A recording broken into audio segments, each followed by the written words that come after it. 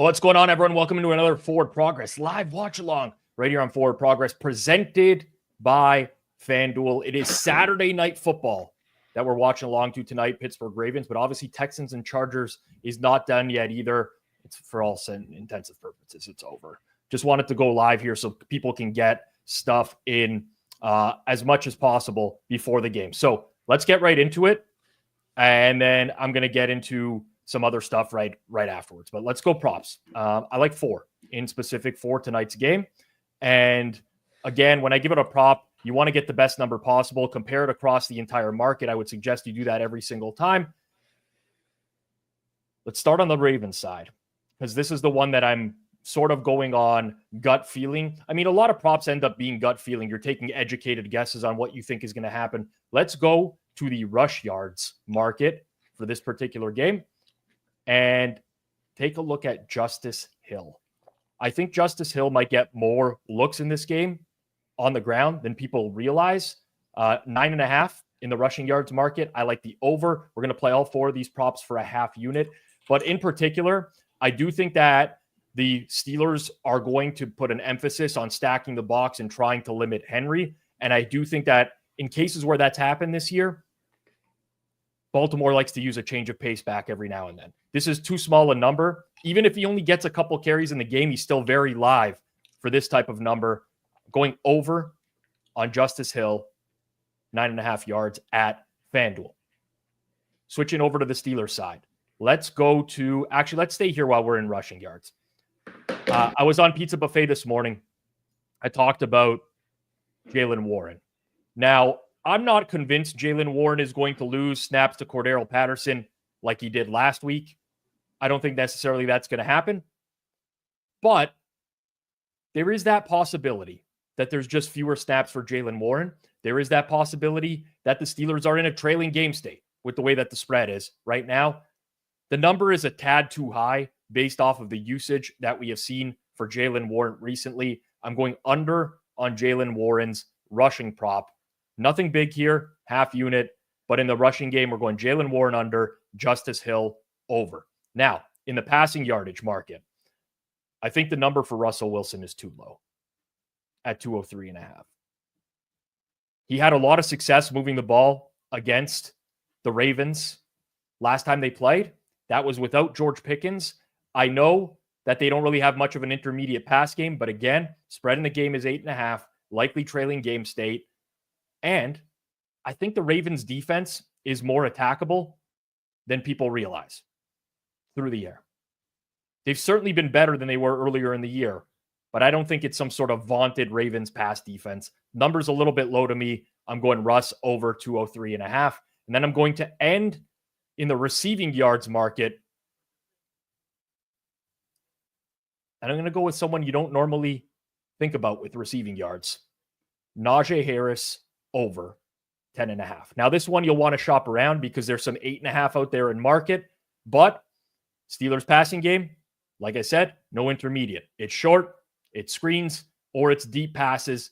There's nothing 15 to 20 yards over the field usually here. On top of that, this is a road game. You will see more dump offs from a quarterback who comes under pressure. I'm going over 10.5 receiving yards. All of these are a half play today. So a reminder, if you just joined, Najee Harris over, Russell Wilson over, Justice Hill over on rushing yards, Tyler Warren under on rushing yards. Those are going to be the 4 going into the game today. Now, I purposely waited and intentionally waited for as many people to join as possible. Sir Chadwick said, I'd lay 10-1 that we don't get Feinberg tonight. Jeff is starfished. When is Jeff on? So I'm going to respect Jeff's privacy as much as possible here. Jeff is not going to be on the program tonight for the third quarter. Has nothing to do with the Chargers losing the game today. He's dealing with a personal circumstance, which he told me about mid-game. Nothing to do with the Chargers, but prayers up for Jeff and everything. He'll address this at some other point in time. Just don't worry. It's nothing crazy or anything like that, but he's not going to be on the third quarter, and it has nothing to do with the Chargers losing. And any jokes to the contrary would just be in poor taste tonight. So just want to throw that out there because that is the case. Tough transition here for me, but we're going to get back into it. I want to get a parlay out before the game starts. This is one that I'm interested in just because I think the Steelers are more live than people realize. I at least hope so, because I don't want to be on air tonight for 3 hours watching the Steelers get absolutely pummeled at the hands of the Ravens. That would not be a great experience for me tonight. Would not be a great experience. I see everyone's concerns in the chat. It's all good now. It was an emergency that took him out of the house earlier. Everything good. Don't want people to go nuts. It's all gonna be okay. But I just don't want to give away the personal details. So Jeff can address that at some point. SGP, Steelers money line is the starting point. Dictator J nailed it. It's going to be our first look. Steelers to win the game. How probable is it? I think slightly better than 4-1. They'll probably lose. If you want to throw a dart with me, throw a dart. Only other thing I'm going to attach to this in a ladder format is Lamar Jackson rushing yards over. Some people might think that that's counterintuitive, but as the game stays close, Lamar's rushing yardage goes up.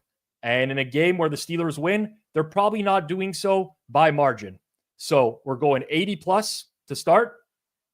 You put a little tiny sprinkle on that. Then you go up to 100 plus because you know what? Lamar's played 6 playoff games. He's got 100 plus in 3 of those games. You use some profit boosts. You get a little wet your beak a little bit, as they might say. And when I say they might say, I'm obviously referring to the mafia. I've watched a lot of mafia movies. They talk about wetting their beak a lot. Not quite sure exactly what they're doing in those card houses, but safe to say they're wetting their beak at 63-1. Steelers, Lamar Jackson, 100 plus. Carlos says he can't put Pitt money line in a parlay. It's against all his bets. I hear you, brother. I hear you. Just getting something out there that I think has value, gives people a rooting interest in a long shot. And we've hit a lot of long shots this year. It's not like I've just been throwing darts at a board and we lose money every single week. We got to give it a go. Give it a shot. So that's it for pregame stuff. We'll look for stuff in-game as well. Before we do, of course, it's the NFL playoffs. They're here. One game in the books, another one tonight. There's no better place to get in on the action than FanDuel, America's #1 sportsbook. Right now, new customers get $200 in bonus bets guaranteed when you place any $5 bet. Just place any $5 bet. You get $200 in bonus bets guaranteed. You can use your bets on spread, props, live bets to catch a pass market. Maybe we'll wet our beak with the catch a pass tonight, over-unders, and so much more. I love betting on FanDuel. It's a really great sportsbook. Honestly, just from a product experience perspective, it's the best in market. It's really easy to find bets. They have tons of betting options. They give you much fairer prices than elsewhere. Just visit FanDuel.com/forward-progress to download America's #1 sportsbook. That's FanDuel.com/forward-progress. You must be 21 plus and present in select states. For Kansas in affiliation with Kansas Star Casino, or 18 plus and present in DC. First online real money wager only. $5 first deposit required. Bonus issued as non-withdrawable bonus bets, which expire 7 days after receipt. Restrictions apply. See terms at sportsbook.fanduel.com. Gambling problem? Call 1-800-GAMBLER. Visit fanduel.com/RG. Call 1-888-789-7777 or visit ccpg.org/chat in Connecticut. mdgamblinghelp.org in Maryland. Hope is here. Visit gamblinghelplinema.org or call 800-327-5050 for 24/7 support in Massachusetts, or call 1-877-8-HOPE-NY or text HOPE-NY in New York. All right. Before we get into the game tonight, make sure you smash that like button down below. Let's get as many likes as possible before this stream starts. Who knows? Could be a new audience tonight for a playoff game. Get some fresh blood in here. Smash that like button. If it's your first time here and you're just enjoying a watch along, hit that subscribe button. It goes a long way to helping us grow the channel. And of course, you get notified whenever we put out new content here on Forward Progress. All right, the Steelers are taking the field. They're getting booed a lot. I took an Advil, got a water. Probably could have taken a shower after the amount that I sweat today as well. But you know what? I didn't. I stink. I'm here. Someone who knows that feeling. Andy Molitor. I smell great. I know. I'm fresh, so fresh and so clean today. No, Well, it was what do you think of that early one? I will say, was it like a bad game? Was it kind of a bad game? It was kind of a bad game. Yeah, still fun. But it was entertaining enough. You know what I'm saying? It wasn't like a bad game that didn't have its moments. It was close for a lot of the game. Herbert throws more interceptions than he did all year in a single game. Like, we got talking points at least. Yeah, for sure. And it was one of those I went back and forth on because Drew was just getting adamant about backing the Texans here with the adjustment in the market and how do you get to this number? And it's like, my raw numbers in the playoffs aren't what they aren't used the same as we use in the regular season. But man, I just sat back and rewatched a little bit of Houston Texans offense from the last 6-8 weeks. It really was pretty freaking squeamish to lump on this team. Yeah. And it's not like their offense was great. No. I mean, a lot of Stingley. It was. I mean, I'm looking at the final box score. They ended with 6.1 yards per play at 429 yards. And I feel like the first half, they did absolutely nothing. So pretty dominant second half for the Texans overall, obviously aided by the defense. A lot went right for them in the second half, honestly. 10-6 at the half, and they just blew them out of the water there second half. I mean, a lot went right in the first half eventually. It's true. For turning the ball over, on their side of the 50 a couple times, and then that fumble could have gone. Balls bounce funny. You know this. Balls are weird. Of course. Sometimes the ball bounces funny. There's a lot of times a bad snap under the shadow of your goal line. That's a touchdown the other way. Mm-hmm. Or, maybe even just like, they get the ball to 2 now. Whereas, I guess we're going to get a 40-yard play out of this instead. Yeah. And, I mean, Chargers, I guess that's Chargers. Well, there's a Mina Kimes tweet for this where it's like, I think it had to do with Harbaugh taking the job where it's like, hey, this is a really good job, but also it's like moving into a haunted house or like a cursed house or something. It's like, yeah, that can happen. I even though it was Harbaugh on the sidelines today, by the way, I'm a very analytical person. Everyone here who's watching kind of knows the way I think, but I'm not a robot. I'm not AI. I have emotions. When I'm watching a game, I have feelings and I react in real time. And it did feel like a game in the early going where the Chargers didn't capitalize on the opportunities that they had. And I couldn't say it to anyone because I was sitting here watching it alone, but I would have said it to someone if they were with me. It feels like a classic Chargers game, right? It feels like a game that the Chargers are going to lose. And I didn't expect it to be the way that that went down there, but it felt that way very early in this game. Yeah, sometimes I will say stuff like that, even if I'm watching alone. If my wife is like walking through, or if she's on the other end of the couch, not watching football, she doesn't care and she doesn't even respond to it at this point. But I'll say it out loud because it kind of felt like the first half of the Ohio State game where it's like, man, they're kind of trucking them right now, and this is going to be the score going into halftime. And then obviously we had a little bit of a shenanigans on a nice screen pass at the end, but it did feel like they moved the ball, field goal. They got a gift, field goal. They got another gift, turned it right back over, and not a great Herbs game. A lot of people already trying to guess the spread in Houston KC. It's not a foregone conclusion yet. I mean, Baltimore and Buffalo still have to win their games before we got Houston KC. Yeah, it could go differently. I suppose they're the 4th seed, so they would host. Or if there were one upset, then they would head to. Well, I guess it would have to depend where the upset. A lot of places can happen. They could host a game. Yeah, if there's two upsets, you just insert KC in the Super Bowl, right? Yeah. At that point. Oh God, Jesus, yeah. I was talking to the Discord about this. I looked at just my stuff was like 6.5. I asked somebody if there was. I'd forgotten to write down like the hypothetical lines because I wasn't betting into any of those. Someone said it was 7.5. If it did end up being KC hosting Houston, which is fair because I hadn't built in anything for. I don't know if Andy Reid's decent off a bye week or what, but he's gonna get a bye week. Yeah. It's not even that. It's like the team that you wouldn't want to give an extra week off, like around playoff time. Not only gets 1 week off, but essentially 2 because they didn't play last week either. So, I mean, choose your own narrative for next week. It's either the rust factor or they were really well rested, right? It's no matter what, the rest had an impact on the game. Yeah, interesting about the tackles. I got to thinking about that when people brought up that hypothetical line, because a lot of people are like, well, this Houston team's fugazi, and you're not going to have 150 yards of return, interception returns and blocked kick returns this next time. And they're probably right. But at the same time, there's some pretty shit ass offensive tackles in Kansas City. And that defensive line looked stellar tonight. That's going to be a fun matchup. It is a good defense. I'll give you that. It is a good defense, especially at full health. Really good cover corners. B-Rad is talking about the rust is why you play first half under. I have to dig. I'm not going to speak out of my ass. I actually don't even really know how I value 2 weeks of rest essentially.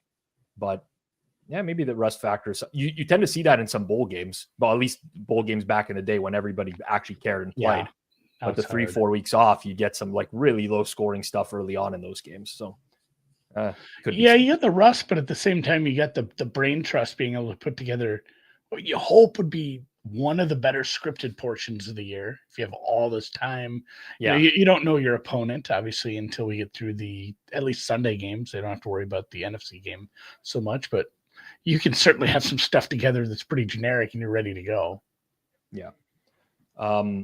It's about to sing the national anthem here in Baltimore. I will say, did you catch the national anthem for the Houston game? I didn't. I missed it. Paramount Plus was being an absolute seasucker. It would not work. Would not work. Had to go to NFL Plus and like log in with Paramount there, and then it worked perfect. I don't know if anyone in here caught that national anthem, but that lady who was singing the anthem, who I don't know who it was, she hit those high notes she was hitting were insane. Like the way that anthem closed out, I think if she held that note like another 2 seconds, all the windows in my house would have shattered at the exact same time. I could not believe. Was she like an opera singer?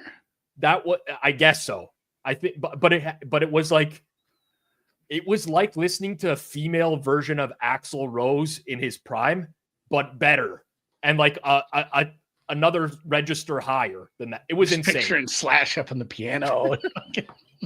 It was amazing. Such a good video. It was amazing. Well. You want to hear a hot take on that? And I feel bad. I'm sorry. I'm a proud American immigrant. I love my country. You don't want the anthem at games. Canada? No. Canada has a better anthem. Oh, Canada kind of slaps. It's better. It's funny because I don't think that perception is actually shared by Canadians. I think maybe I just speaking from it feels like kind of lame almost. Oh, Canada.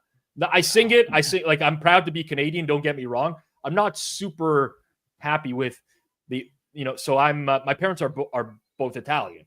So I think the Italian national anthem, like when you read the lyrics to that anthem, it's like we're ready to die. We're ready to die. It's like ready to die for country. Plus it has a lot of swings in there. It's like a prog rock song, almost the Italian anthem. I really enjoy that one.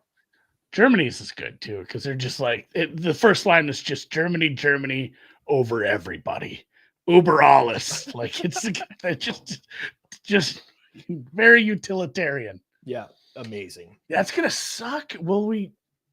States don't have anthems. We have to take it away when you're the 51st state. Mm-hmm. Somebody had a. There's been an update. Probably used. Oh, they're not doing that anymore. They're not. Well, former Prime Minister Trudeau has come out and said that'll never happen. But it's not going to be on his watch anymore. It's going to be Pierre Poilievre who eventually wins the election. He already tweeted himself that he would never allow that to happen either.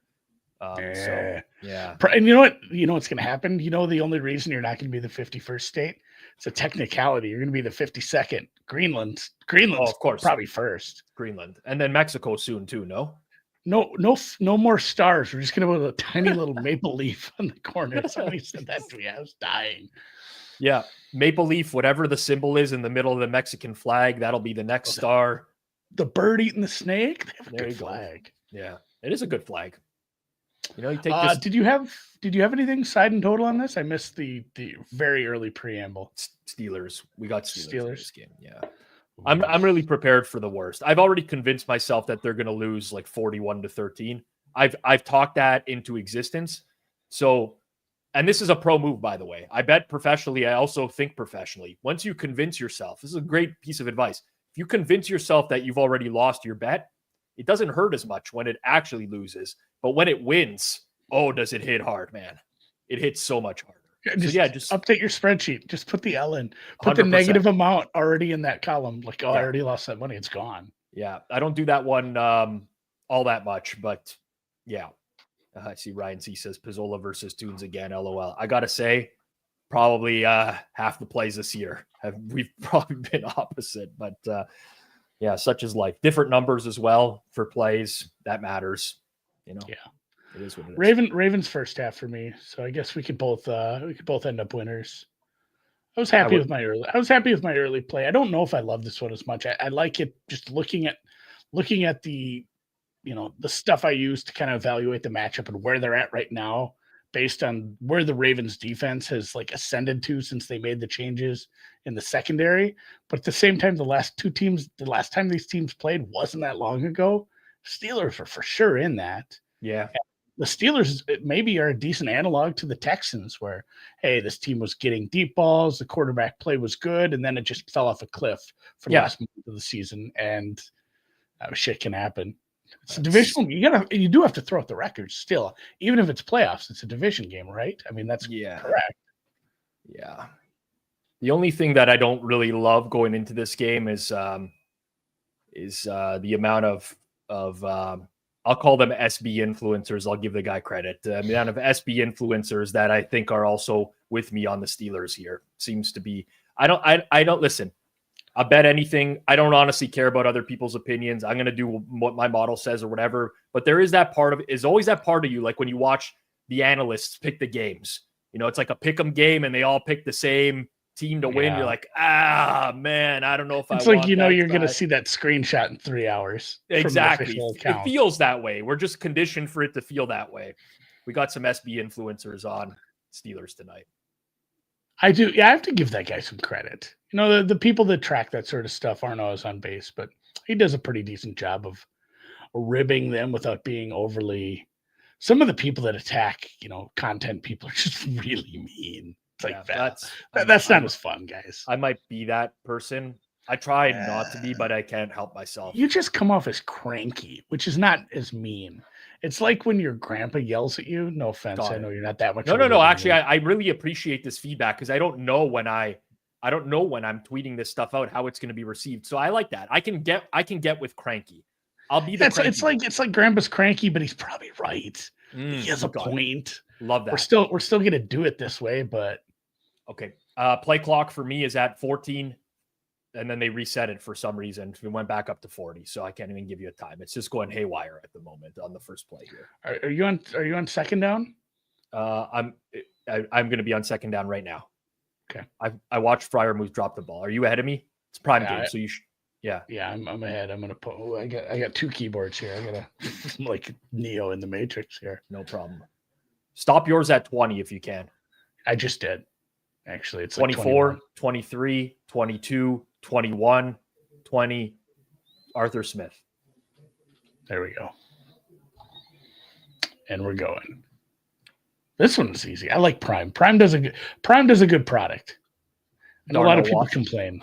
Darnell Washington cashes his over on the second play of the game. What do you think that just made me think of Mechie. What do you think of Mechie getting like 100 targets? It's Canadian, dude. I have no problem with it. I suppose. Got to support my countrymen. I'll always have a bond with him. I have a dead ticket on him for, I believe I placed him Rookie of the Year over the summer. I was like a long shot, and then it's like, oh no, he's out for the year. It's like, I think it was cancer. He like missed his whole year.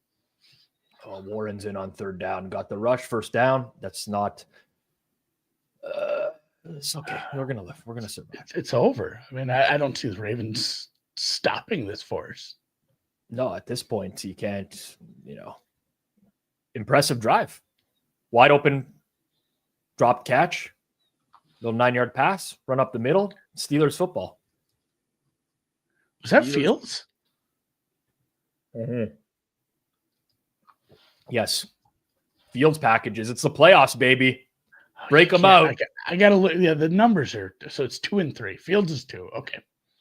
Yeah. And he's taller. And yeah, he's bigger. But you can't really tell sometimes when you're just accustomed to the starting quarterback being in the game. Like your eyes don't pick that up, right? It's like how you can always, if you actually concentrate, your nose is actually always in your field of vision. Your brain just ignores it. It's the same thing. You just don't even look at the quarterback. Yeah. Oh, red orb, defensive alert. I love that. I do kind of like that. I love we need like an analytics account that tracks that, like how often the red orb is correct, like that guy blitzed. I need more stuff happening on screen, More stuff. Give me lots of stuff. Speaking of that, Monday, is it Manningcast Monday? Well, not on this show, but maybe. No, I don't know, but like I can watch 2 shows. Yeah. Well, actually, you know what? We've been trying to get Peyton and Eli for a long time now on Forward Progress thing. Yeah. I'm happy for them. FanDuel. They moved My on wife from Gronk. even made a comment about that. When the wife, you don't think she's paying attention to football, and she sees like the third one of that commercial break, she's like, Jesus Christ, does this guy just do commercials for everything? It's like, yeah. I mean, he does. Yeah. It's like Shaq too. Oh, that was close. Shaq will do Shaq will literally do any product. Printer, toner, whatever. I don't even know what these guys are paying. We should reach out to Shaq, honestly. Shaq's doing the general. That can't be good. No offense if you're the general and you're listening, but it can't be good car insurance, right? No, it's probably not. Shaq's going to be on Blesbet's Twitter very soon. He's doing Shaq-a-roni. No, he's not driving a Buick. That guy does not fit in a Buick, you guys. Yeah. Oh, yeah. No chance. I What's the thought other? Russ was going to get that, but Icy Hot. Oh, hello. I mean, it's a long way to go. Yeah, it's a long way to go. I bet he actually does use Icy Hot. Shaq looks like an Icy Hot guy. I pulled up the phone here. The first tweet was Kanish. It says minus 5,000 caches, and it's a picture of a text from his dad. What channel is football on? I feel like that's a very shared experience of like helping old people figure out how to get football on. Yeah. I remember the first Thursday night I went to like a smaller bar that wasn't like a B-Dubs or a real sports bar, that it was like a Thursday night. The first year it was on Amazon, and they asked me how to get it. I'm like, well, you got to put on Amazon Prime. The guy looked at me like speaking Greek. He's like, I don't think we can do that on this TV.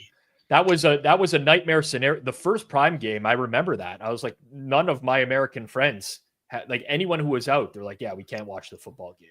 That was, but now it's more standard. Yeah, it's more standard. And I've had Prime for years. You buy so much shit from them. Yeah. Yep. J Rod says, Rob, is there another watch along this weekend or Monday? Yes. Tomorrow night, Sunday Night Football, Commies and Bucks, and then Monday Night Football as well. We're doing a triple dip this week and next week. I got to take it a little bit easier on the weekends. Are they doing Monday next week too? I didn't even think of the schedule. Or is it next week 2 and 2? Or is it 1-2-1-2-1? Oh no, maybe you're right. No, it's 2 and 2. It's always 2 and 2. It's only the first week, right? That feels right. Yeah. I don't know. I'm out to watch. Yeah, it's 2 and 2. I know. I had to break it to the wife after I stopped going into like the office and doing shit on Monday and Thursdays. I'm like, hey, guess what? Monday's back next week. See ya. Oh yeah. I told my wife was very shocked that no Thursday last week. She's like, wow, why didn't you tell? I'm like, I didn't even think about telling you there's no Thursday game. She's like, it's okay. We can do something Saturday. I'm like, sorry, like we got Bengals and Steelers, playoff positioning game. Yeah, it was not. It was like last year, not last year, but actually 2023 for Christmas, when my wife was planning on like when we would open presents, because I believe Christmas was like there was all the games, and then she's like, "Well, we'll just do it Christmas Eve." I'm like, actually, Christmas Eve is pretty fucked too. Yeah. Oh man. Oh yeah, national championship is a Monday. That sounds correct. Yep, that makes sense. I'll still watch football that day. That makes sense. You already fire a bet on that game? Buckeyes, Irish? It's a lot. I mean, it's a lot of points. They look kind of shitty, though. I don't watch college football all that much, but people are telling me that like wasn't a great game from Ohio State. They're much better than that. Because if I would have had to make, I watched both semifinals. If I'd had to make a line, I didn't think it would have been that big. But I mean, people who are smart enough obviously are betting into a highly liquid market that is saying that it should be that big at this point. I'm not going to pretend to know. I'm not a big college football originator or anything like that. I have watched more than half of Ohio State's games this year. And I would say that they have a pretty wide range on like which team shows up versus it's just very inconsistent football teams. So I don't know. I honestly have no idea. Notre Dame, it's the old Notre Dame straight up, or lay it with Ohio State joke. Like, don't worry about the middle. Yeah, don't worry about what happens. Don't worry about it. There's no possibility Ohio State doesn't win by a lot. You know, people pan that, but a lot of those games do end up being like that. We're like, oh shit, they beat the tar out of them. They're saying like the trenches, it's going to be a big problem for Notre Dame here. So yeah, and Notre Dame has been injured quite a bit, as Patrick pointed out. Yeah. There's I don't know. It's too many people who think that they know everything is what I was going with there. Oh yeah. I see so many things on a weekly basis that are just mind-numbing on this platform. And this platform I'm talking about, Twitter, basically, but just real mind-numbing stuff.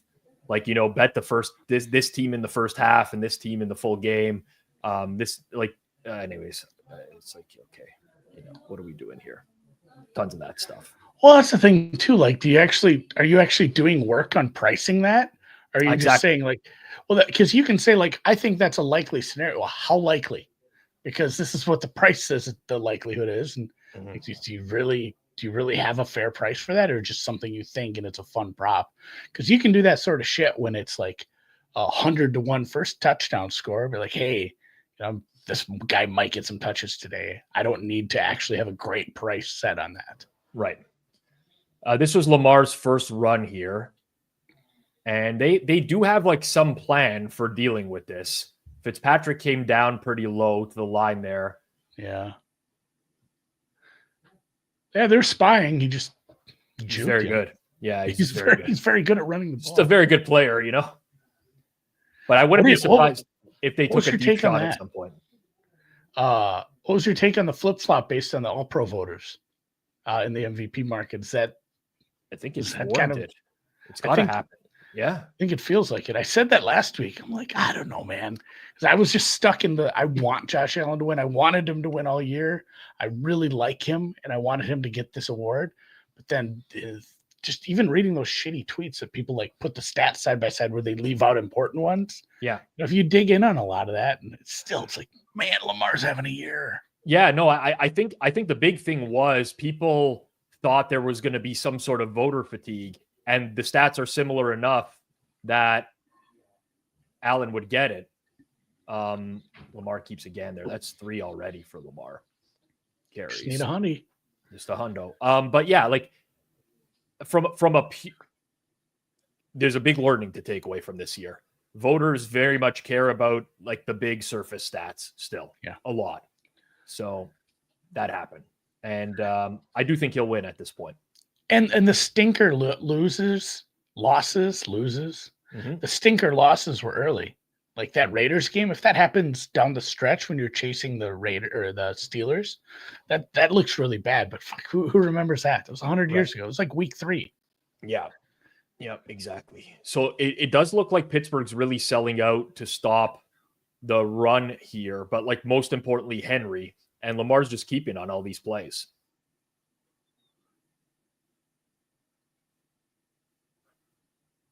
Yeah. I mean, he's seeing it And too. again, He's making the right call in most 100% every time. There's always somebody on the back almost immediately. I mean, this isn't a flag, is it? It looked like he was still in bounds. For throwing him out? I don't know. It's not like he was just kind of tossing him down already. Yeah. And he started the toss when he was in bounds. I'm willing to let that go. Yeah. I don't like flags in general. Yeah, that's fine.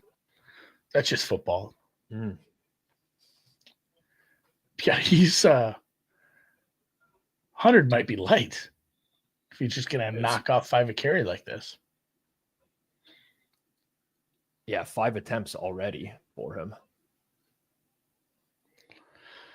I said that to Drew in some of the markets. Obviously, some of those award markets are locks, all but at this point, as much as I hate using that term.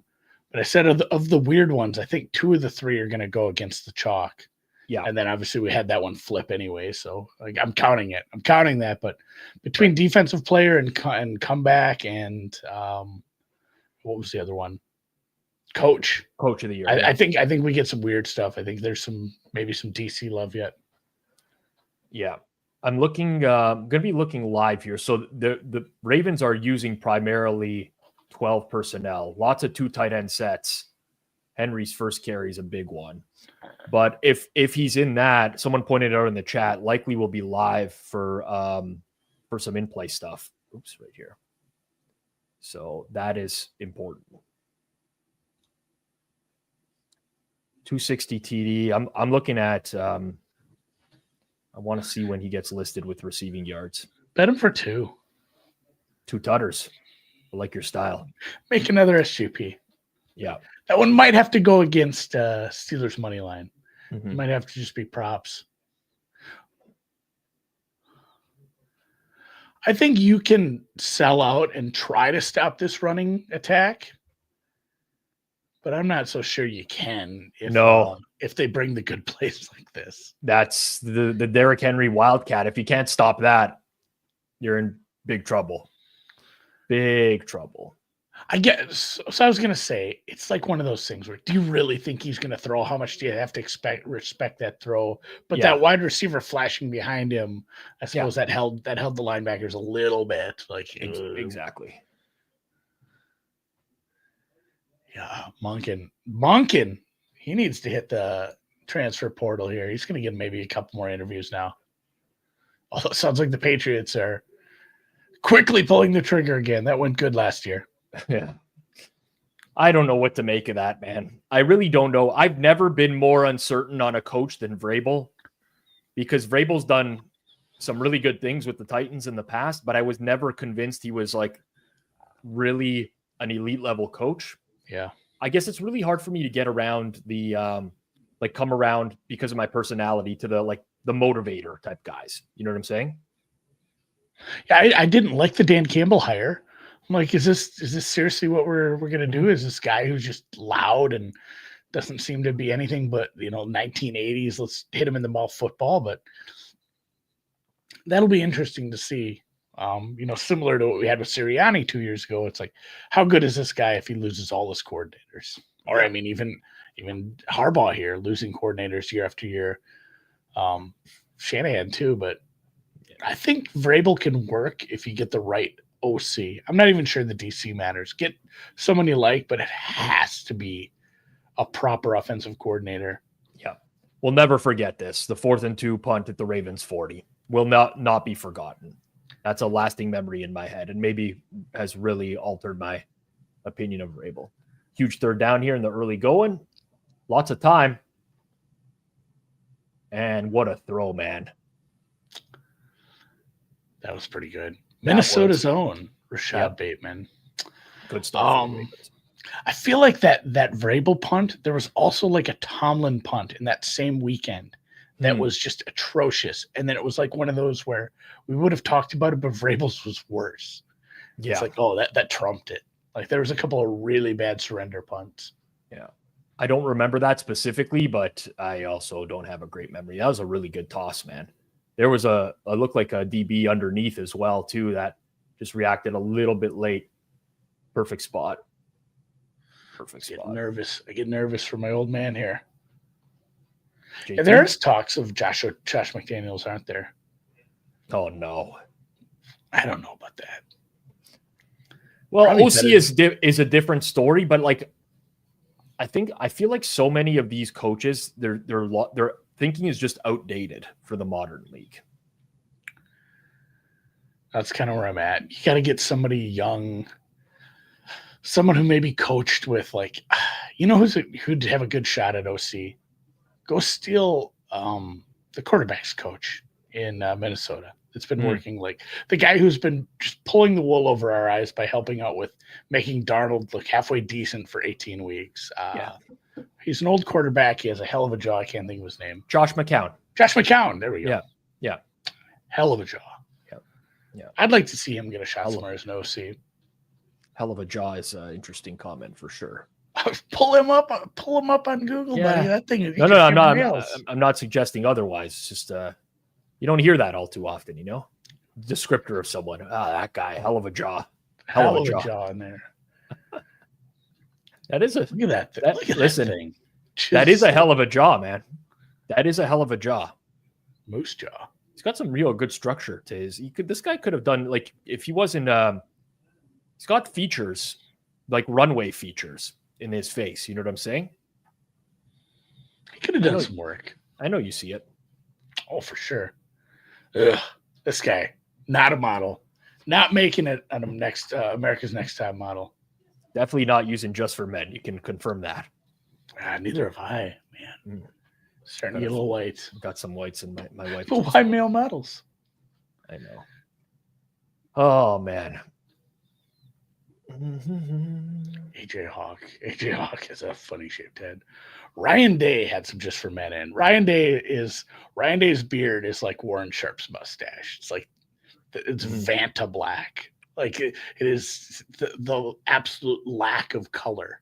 Like you're staring into a black hole. Like both of those are so dark. It's very apparent. Yeah. I'm trying to think if there's anything to do here right now, and I don't think there is at the current moment. No injuries in the early going here that we've seen. Likely might be a good look. He did see pretty much that entire series. That's about it that I can think of right now. Wonder what Bateman was for first touchdown. Somebody had to have him. Bateman first tutter. I'll check it on BetStamp really quickly. Rashad.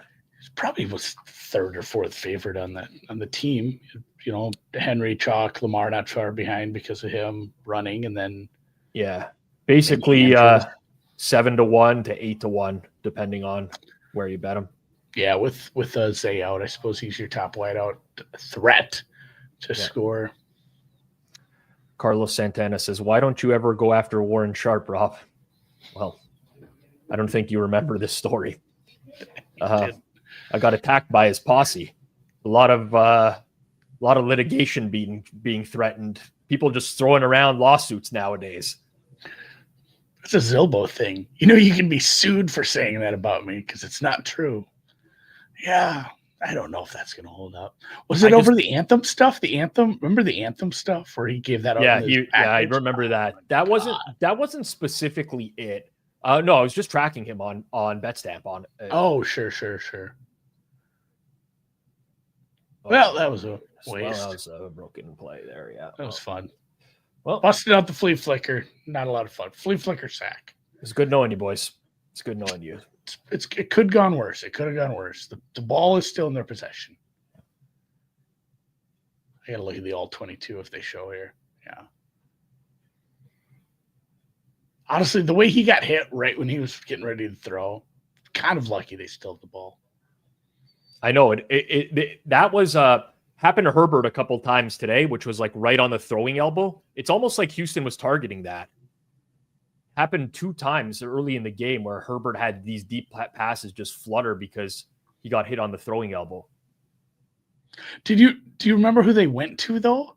Both of those balls that got his arm gets hit, they went right to receivers. Quentin Johnston had one right at him as well. Yeah, it was really something like, because I was really banking on the pass rush to get there, and they hit the arm and it goes up. I'm like, right to a guy. What are we doing? I know. I mean, even the long touchdown, Herbert was pretty lucky he didn't have a worse day. Yeah. Every dad in America, let's say big third down. Probably Canada. I was about to say that. Yeah. I mean, I say that for pretty much everything. I'm just trying to hype things up a little bit more. Yeah, this game. Yeah, I mean, you're right. This is gonna suck for you to sit here for 3 hours if this game turns into a, if it's 21-0 in the second quarter at some point. The worst part about this whole thing was that if Freiermuth just went down at the first hit there, they're probably like a half yard short, and they might actually potentially go for it. But he didn't go down and kept fighting for yards and ended up like 2 yards short on that play. I was pretty proud of DeMeco on that last drive, that time suck drive that they used. Yeah. Both of those. Obviously, underbettors weren't so keen on the touchdown, which was surprising, but I don't think going down is the right move there. No. At that point, it doesn't matter. He's extending it to 3 touchdowns. The Chargers have 2.5 minutes with no timeouts. It's 0% basically at that point. I have no issues with him. Yeah, that one's fine. Scoring there. Yeah. Although it does kind of suck. Yeah. For anyone who did bet the under. But okay, it's going to be a second half with the guitar, isn't it? It might be. I don't have my amp. My amp is it's a different setup for me now, though. No acoustic back there? I do. Pizzola unplugged? I do have an acoustic back there, yeah. I do. There's more actually on that side of the room. So I've never said DeMeco's name right. DeMeco. So this is one of those ones where Drew says it that way and it just gets stuck, and then I say it that way.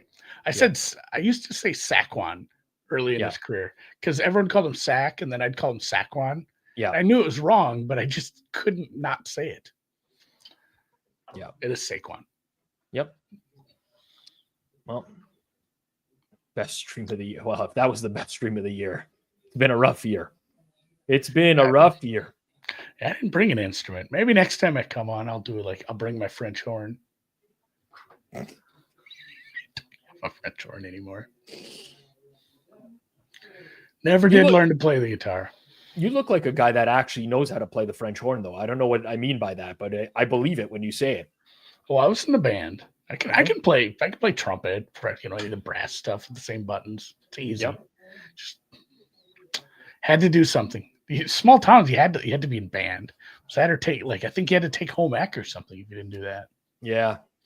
It's funny because I didn't take music at school, but I was taking music outside of school. I liked I have like a lot of cousins. My mother has 9 brothers and sisters on her side, and each of them decided to procreate with 3 to 4. So I have a lot of cousins, and we had I ended up at one of my cousin's houses when I was like really young, and he's a pretty good guitar player, and I was just like rhyming off songs, and he was just like playing them, and I was like, fuck, I want to learn how to do this, and I did. It was like actually one of the best things ever, though. Like having another hobby that I can go to rather than just sitting at a computer and betting sports, especially in the winter where I can't golf either. It's a nice one. It's good to have. No, I'm really having to look into. I have a big shed in my back of my property. Really starting to look at simulators because like my kid golfs now. My 10-year-old, we go golfing in the summer. It's fun, and there is a long stretch of the golf courses are closed up here, guys. You know this. Yeah. Don't have to tell you. Yep. I'm probably going to do the same. I think a sim is coming this way at some point as well. Lots of stuff, though, on hand. Lots of stuff on hand. I saw everyone. I don't know why Taylor Mathis has come up in the chat, but it does happen. I saw she was beefing with someone on Twitter today, big time. They were saying like her pictures are photoshopped, stuff like that. I'm gonna have to dig deeper into that one, man. Do some investigative journalism. I did see somebody reference a pregnancy. And it seemed like they were doing it tongue in cheek, and it was. So I went and looked at. So I do this because I like to drag myself through the mud too and go at least look at it. Yep. So I go to T-Math and I go to her replies and stuff, and she's beefing with some other girl who says like, "Oh, she's clearly photoshopping this to hide a pregnancy." Like, who says that shit to other people on the internet? You guys are crazy. Well, I mean, it's all anonymous accounts, obviously, but it's crazy to say that to people, right? Producer Jason Cooper, aka Jizzy J, he really does his investigative research into this stuff. Bad. And, smoking gun. There's a smoking gun. The blue shirt photo. Blue shirt photo. Okay. It's edited. I'll just throw that out there. I'll send the proof to anyone who wants to see it.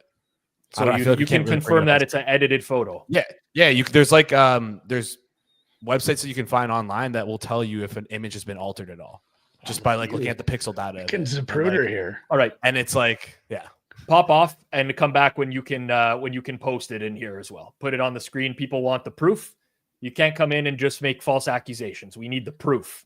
Isaiah Likely with the catch there. That's going to put him at 34. So he went over his pregame over and his in-game over already. I want to see like a JFK length YouTube video from you guys on this one. Yeah. The Steelers need to pull a classic Steelers and get a turnover, right? That has to happen. Yeah, you need some voodoo. Like the voodoo is going to have to come out early and often. I don't know if we're going to get it.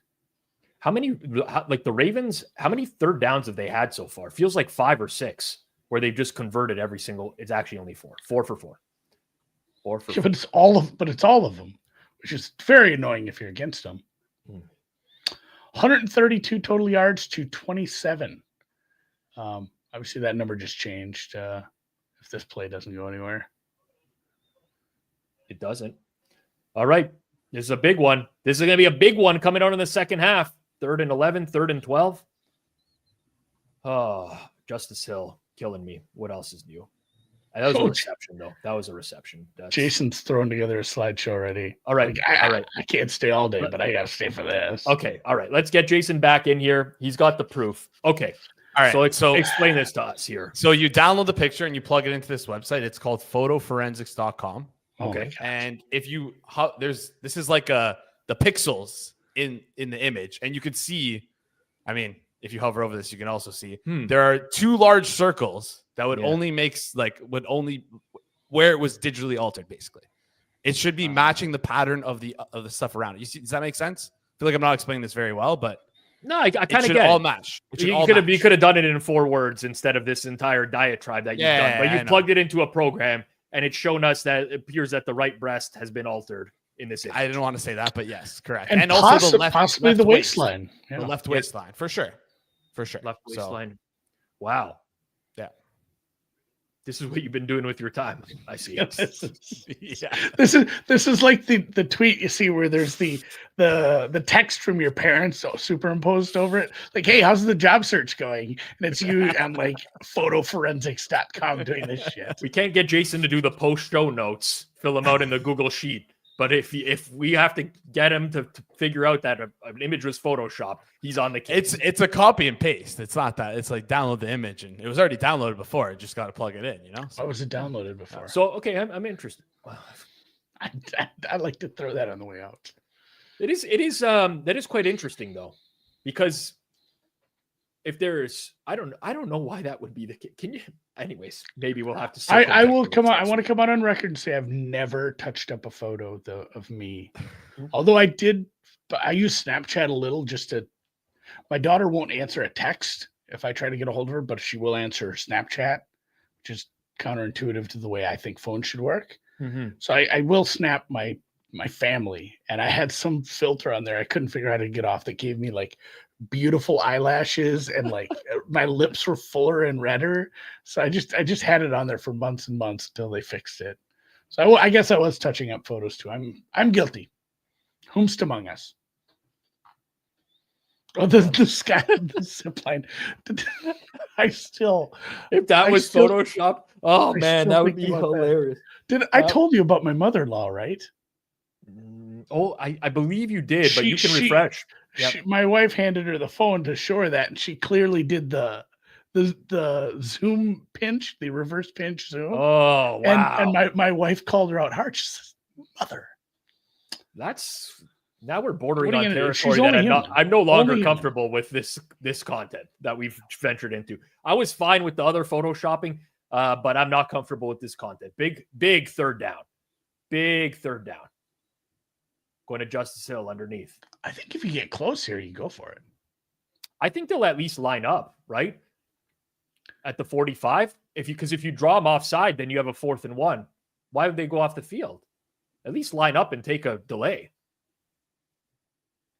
You know what I'm saying? It's a no lose. No, it's like 5 yards, right? Yeah, it's a no lose. That's kind of lame. It's kind of lame. It is kind of lame. Anyways, thank you very much for your time. Andy Molitor at Andy MSFW. Follow this guy on Twitter. He's a riot. He might look like a stooge, but I assure you, he doesn't tweet like one. I'll catch you. I might watch some of your shit tonight. As I get a right. chance in the second half. I'm looking so make it sharp in the second half, Rob. Appreciate it. I'll make it sharp.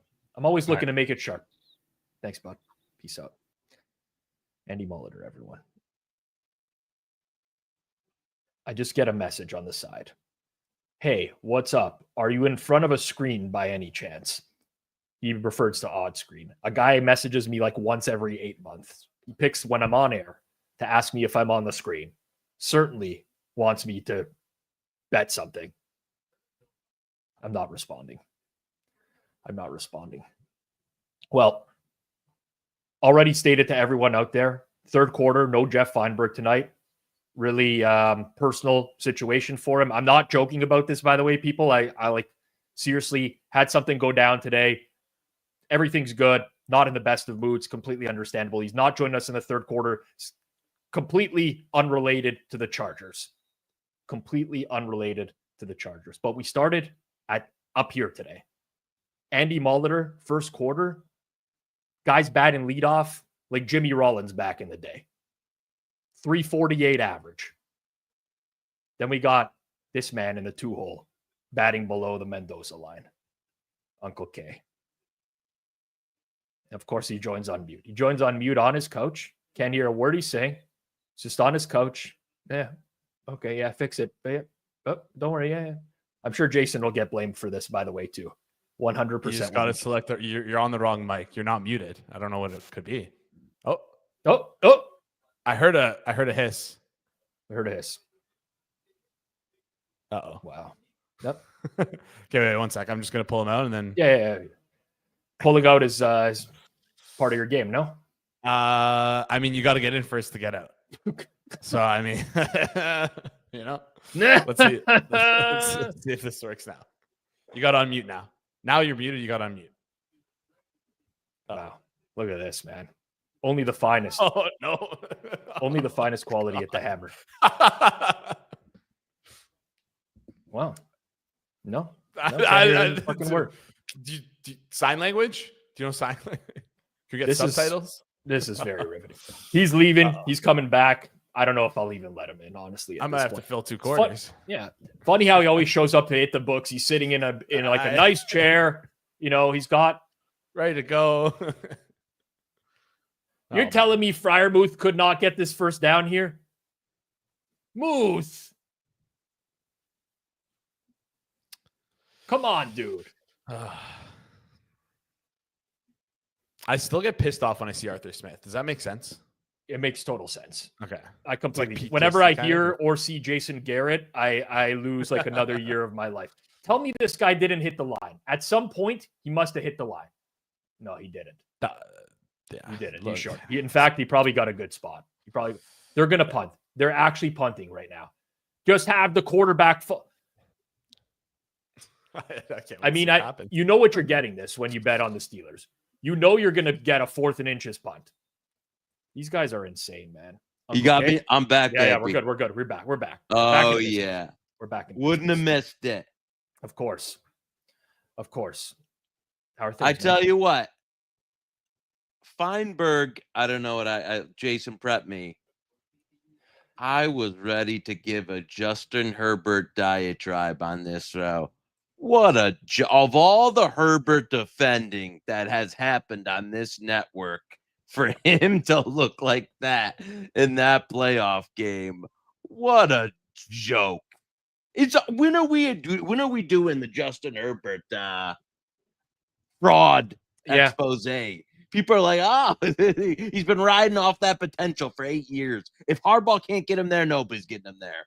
Yeah, I every now and then I hit Feinberg with the old Herbert is a social media quarterback type of comment. Yeah, he knows I don't mean it, but like now I think I actually mean it. I know. This was like the breaking point where like the old our old friend like the Dr. Eagers would be like, "Oh, Herbert, you normies don't know what you're talking about. Yeah, Herbert, he's got all this the six. If I do the binomial distribution of EPA, he's actually the third best quarterback ever."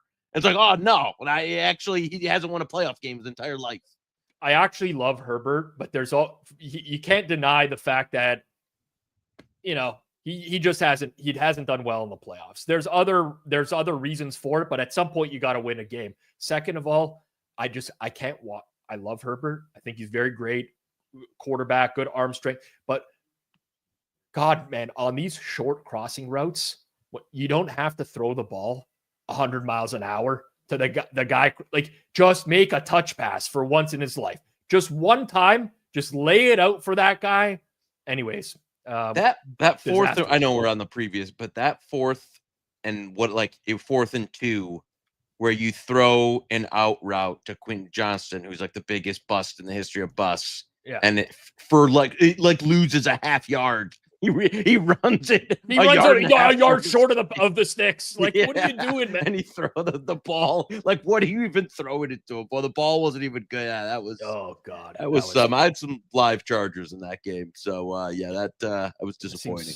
Seems like not a great wager. No, where are we at? What are we at in this one so far? This is a bunch of losers. No, I got the Steelers in this game. I me too. Yeah, I know. So does our guy Blez Bets. Big on this. The edge meter was pointing towards Steelers on everything. That doesn't make me feel great. That doesn't make me feel great at all. You're probably slightly ahead of me. It's fine. You guys get the prime feed is quicker in the US than it is here. I'm actually watching. I'm watching it on an illegal stream, I would assume. No. This is so we've got the laptop I'm on. You actually have your microphone there. That's nice. You actually have it set up. Okay. Yeah, that's laptop proof. I've that seen I'm it. Yep. Okay. Watching the game on. Yeah. And then the actual TV that's got. Yeah, I don't know. It's what happened here. I think he just disconnected his camera. I think he somehow disconnected his camera. This guy is not a real human being. I'm convinced he's not a real person. I'm worried about leaving him in because if he connects the camera, we're not going to know it. We don't know what's going to. He left. I don't know why he left. That was crazy. Why was he giving us a tour of his entire place? I don't know. We don't need to see where he runs all his burner accounts either, dude. You might not want to show the burner accounts live on air. I'm back. Man. I tell you what, this technology these days. Yeah, you can't do a 360 turn with everything, and you don't have to show us all your burners that you have laid out there either. You can take a picture and send it to me on Twitter, and I can pull it up. We have that functionality too. I tell you, AI these days is nuts. it's scary what they can do with technology these days. But. You want it? So, true story. I use AI for so many things now. Is there a big play? Is there a big play about to happen? You seem like you're... No, it's just I thought Henry was getting loose, but it was like 9. Okay.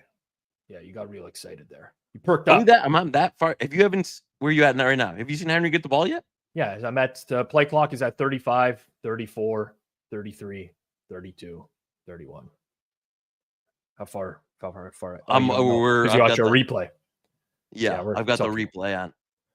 It's okay. I use AI so much in my regular life now. An insane amount of AI. Okay. Time savings galore to the max. You got to sacrifice some things, but I read so much AI that I'm slowly starting to type like a bot. So I've literally messaged people lately and they respond and they're like, tell me this wasn't an AI response. I'm like, no. I'm like, I know what would be an AI response. AI always uses a stupid like hyphen. Who uses hyphens, dude? No one uses hyphens nowadays. Right. But so I could tell. but I am actually starting to become part robot. I mean, I hope that maybe that'll help with the The picks or the the forward progress. So get a little bit third and inches. Give me. Oh man, you can't stop them on short yardage. We're actually trying to make this Joey corporate the push at work to like use more of these financial AI tools. The problem being, I don't know how any of them work. So that I need to like, you need the young like co-op that shows you how to use all this stuff. And then, I can put it in there and then it, makes me look good. Yeah. Lord McD says Claude is the best AI and it's not close. I know what he's referring to. It's helped with some sports betting models already. Listen, the whole point of AI, Kanish, is that it's really easy. Like there's not much that you have to do. Well, the problem is we're going out onto land, but like getting the organizational data into the AI tool, because you don't have, I've got to like, well, I don't want to get too in the weeds, but you've got to like dump it into an Excel file or some type of data file and then put it into the tool before you could even use it. Cause they won't allow you to do a direct connection for obvious reasons. I see. That makes sense. Well, I'll get you a masterclass subscription. You can watch how to be a master in using AI. That should help you get through. I was good. That's why you always thought I'd go for AI advice. Was you, Kostos, and Captain Jack. Yep. That's it, man. That's it. False start. This is what we need. We need some Ravens to take some shit penalties, Back it up. Let's back it up, Ronnie Stanley. Are we gonna I thought I'm kind of over the Russ bus here. I was against it, and he played well for a while. I'm ready for some. Lamar's getting loose. Oh, bring it back. I've been off the Russ bus for a long time. There was some pre-game talk that Justin Fields would get some packages tonight, but he got one already. Did he get a handoff? Yeah. I didn't. He was in the game for I want to say a 3rd and 1. I'm pretty sure it was just a handoff, but yeah. I mean, I thought Russ had a nice like limelight for, maybe 6-8 weeks there. And then the last month it's been bad. This was a defensive penalty. Yeah. I thought it was an offensive penalty. It was not. We're in big trouble. Yeah. Would you say? I don't know. I mean, how many booked? Man, how much do you think that Lamar Jackson grill costs? I don't know. Those are already real. It's not even a grill. It's like those are over his teeth. Yeah. They're just like his teeth now. They've just been like, I think those are just his teeth. Yeah. There's no way he's taking that in and out, especially if you're playing during the game and already having someone has to. How much does that run? I'm no expert in grills, I'll tell you that. So if anyone is an expert in grills, please let me know. If you had the money, would you put that in? If I did? No. Yeah.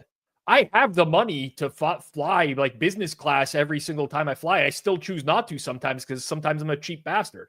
I think about everything through the lens of value, even if I have the money. I'll be like, well, this flight's only an hour and a half. It's an extra $400. I'm like, I'm just going to sleep in my chair anyways. Why do I need to spend extra? So I would never get grills. What value am I getting out of grills?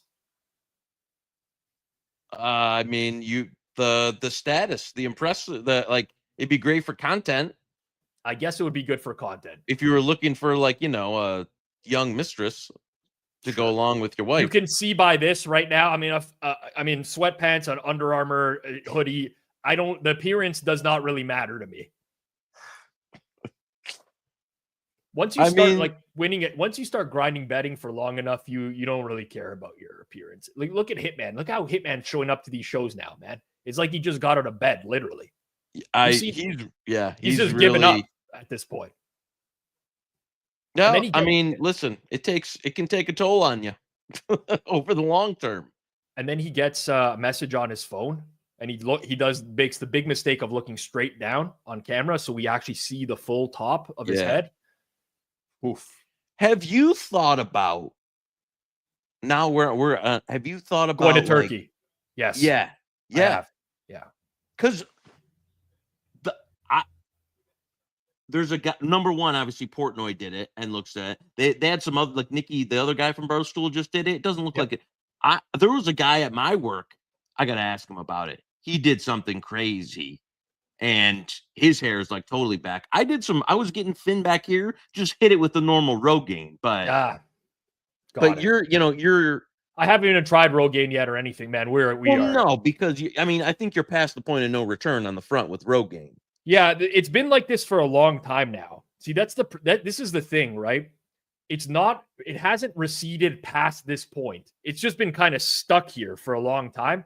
And I don't really care. If I see more damage happening, then I'm going to start to get a little bit concerned because I hit above my average with my wife as well. I'm very conscious of that at all times. I don't want to. What does she think? Would she? I feel like, well, why don't we also in the chat? I saw the bar like Portnoy didn't go to Turkey. Can we do this in this country? Why do people go to Turkey? Is it cheaper? It is definitely cheaper, but they also have they specialize in it. Really good dogs. I think the Steelers might be cook. Yeah, I was gonna say, what's the ceiling on Steelers points in this game? Like 10? Like what's your over under team total for the remainder of this game? 9.5? I did tweet about Simon Hunter, not before this game, actually, like while it started, and that might have been bad karma. This might be on me. It was too good. I couldn't help myself. I was waiting for it. I didn't see the clip. What was the Hunter clip? Oh, the Wong teasers are. I'm just paraphrasing. Wong teasers are dead. He doesn't trust them in the playoffs. Teasing the Chargers through 0 up to plus 3.5 because there's no way the Chargers lose by margin. Oh no. That typical professional bettor. Listen, I know a lot of different bettors, a lot of different pros. Kanish knows a lot of the same guys I do. I know a lot of different people. Here's the number of professional bettors I know that would ever tease through 0. It's a 0. Not only would they never do it, they would never publicly go out and say, this is a great idea. I mean, listen, if you're trying to prime an account, that's a different story. But intentionally saying this is a great, I'm going to throw historical data just in the garbage because of my opinion, that just doesn't happen in the space. And the take in itself is the Wong teaser is only dead because people started charging like minus 140 for it. If it was still minus 110, you do it every week. You just people printed money on it for 30 years. Well, it's just incredible that he makes up his own math. That's what I find true. Like when he constantly talks about the value of 2 in the NFL, right?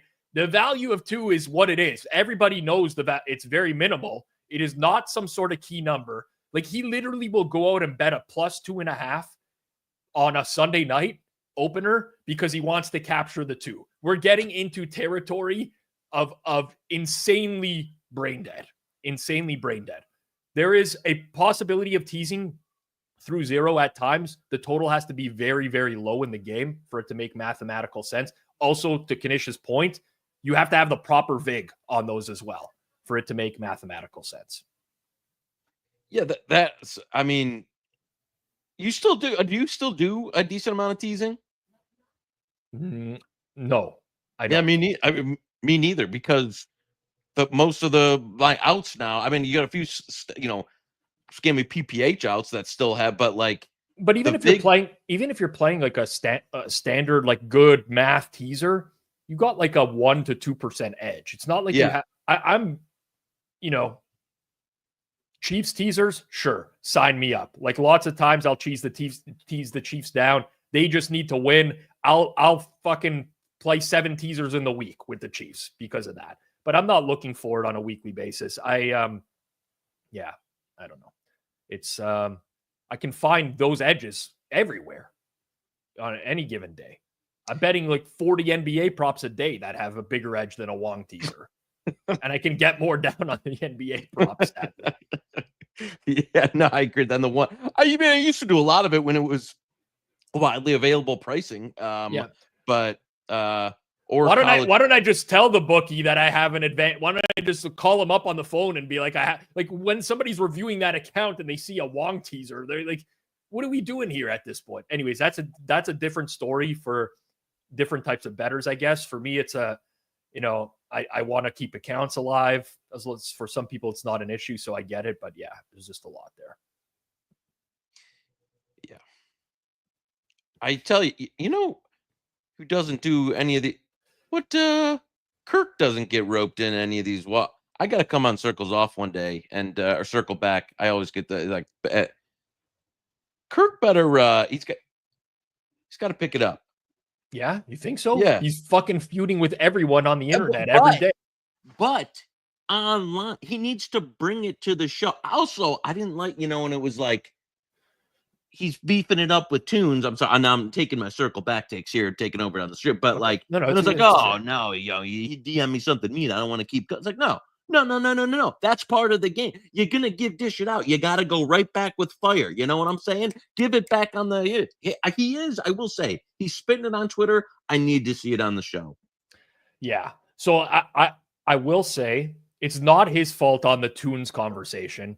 It was that there was too much good content to work with that week that we had to scrap it because I also there's like. We have a certain amount of recording time. We don't want every show to run 4 or 5 hours. There's got to be a cap at what we can do. But he's stirring it up. And some people are not happy. I'll tell you that. Some people are not happy. No, I mean, I don't mind. I don't mind him stewing. Fields is in the game. I was just like, wait. I was like, wait, that guy looks a lot faster than Russell Wilson. It didn't work out though. But yeah, no, nothing wrong with when we were. What's Kirk in his mid-20s? I don't know his exact age, but I would say roughly that. Maybe mid to late 20s, yeah. Yeah. We were not that still don't stir it up every once in a while, but when we were younger men, it was you could deal with a lot of firefights at the same time.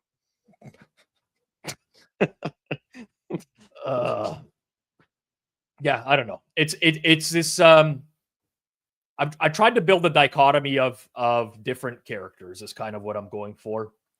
But Kirk, he's built a shit list. I'll tell you that. People are not happy. He's building memes now too on the internet. Yeah, nothing wrong with it. And especially if you're going to be, I don't mind a self-built meme. Mm-hmm. It was actually one things I was able to actually figure out how to do. I always love people that could do the crazy Photoshops. Like on Twitter, when you'd see somebody, I'd be like, man, I wish I could do that. Yep. Meme was the one thing that I was like, oh, I can. Meme's easy. There's like free meme generators on. Right, I know. But like, I wish I could.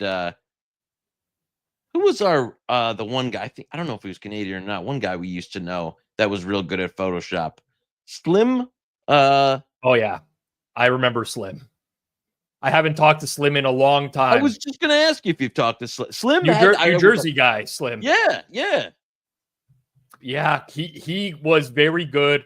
He had very good photo editing skills. Slim.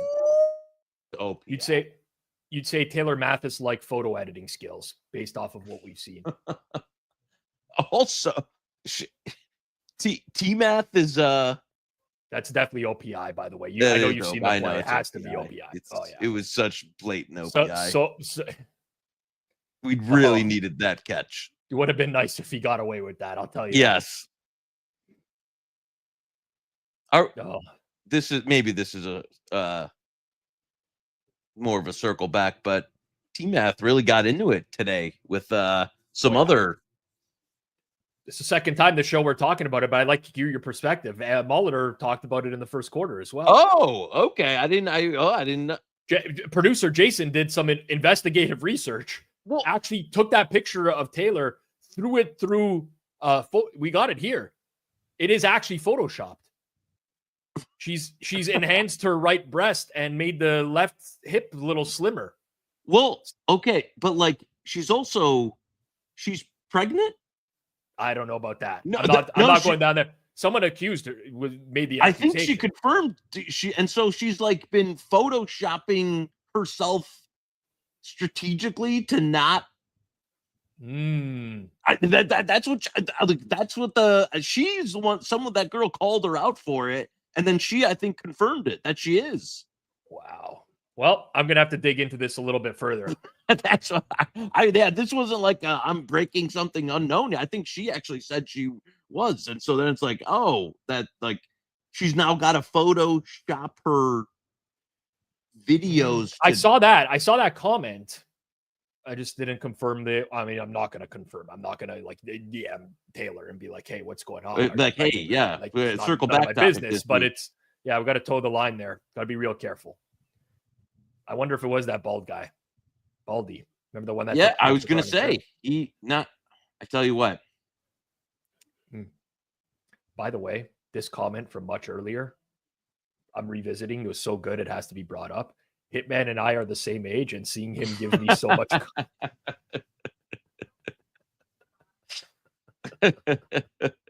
Oh, it's so good. It was so good. I like Connor, a faithful hit the books listener as well. So yeah, I like Connor. He also is in edge work. He puts Albert to shame pretty frequently as well. So wow. we like Connor. Whoa, speaking of, what you got on the Moretta was, you know what? I forgot to get back with it. He asked me for some Joey pucks earlier. Yeah. What did I give out as the play? I gave out Avalanche Jets under 6. Yeah, see, there you go. Right? Congrats on. Have been for a long time now.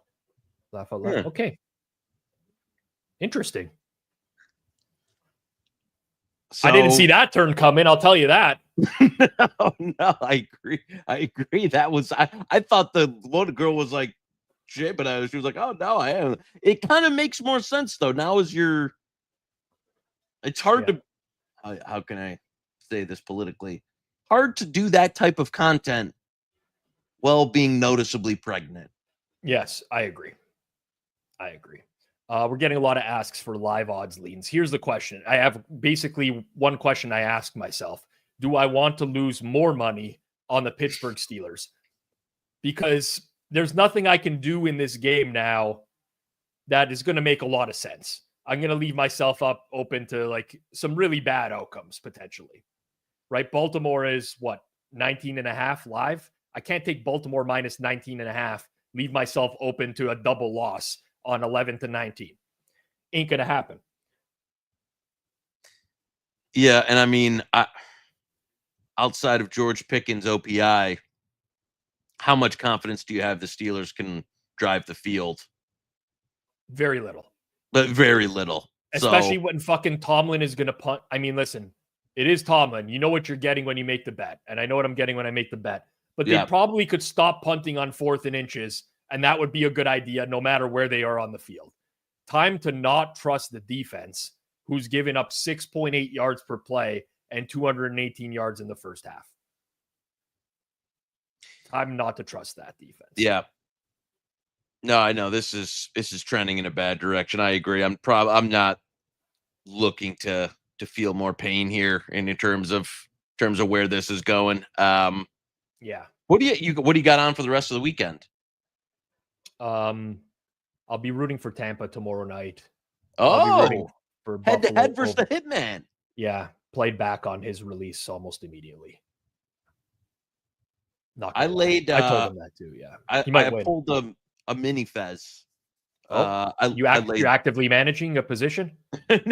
No, I just laid the money line on the Eagles. There was a 230 at a book that doesn't pay us any money. So I'm not going to mention it. A book that we only want to take money from. Yeah. They had the best money line price in the market. So I had a guy run down there and get a position on that. You know what's bet regret? I really wanted to play the Broncos around 10 and then never, and now it's all gone. Yeah. What are you going to do? Such is life. I mean, Baltimore's running the ball here. That's an interesting move, in my opinion. Yeah, I guess for the kill shot. I guess they figured there's no chance in hell the Steelers can score 14 points. Yeah, I was going to say it's already you can run the clock out now. You're not going to score 2 touchdowns, so they can go into the 4-minute offense here with 32 minutes to go of the game. Oh man, what a mistake this was. I've been doing so nicely, not betting Steelers games, fading them every now and then. It's been so sweet. And then I decided I was going to bet them. And that seems like a huge error, huge lapse in judgment. Yeah. Yeah, I'm not feeling good where that's going. No,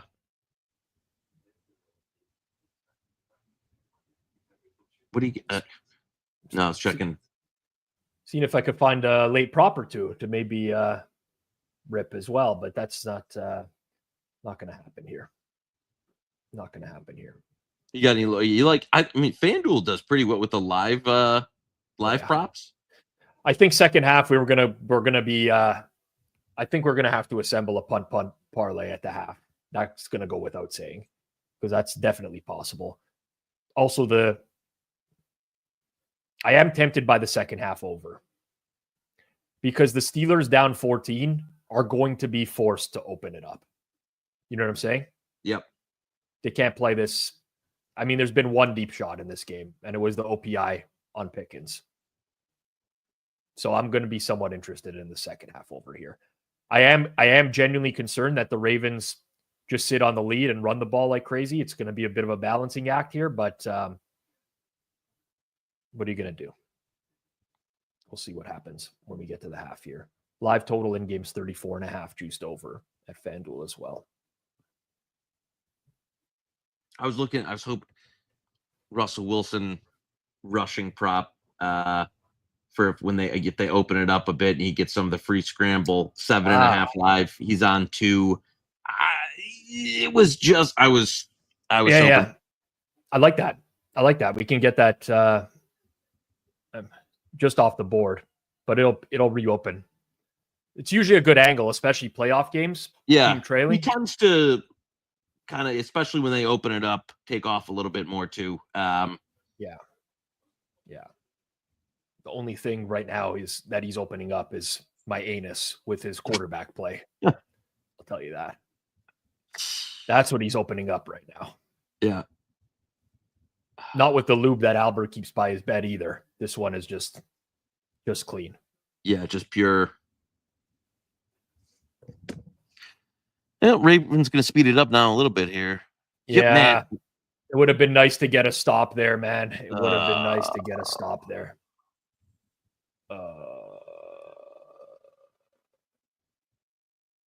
Yeah, this is.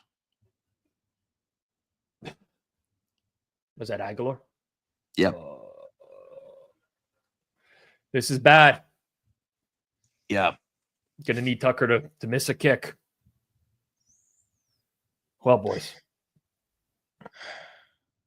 Doesn't feel good right now. No, it feels it. That's an understatement.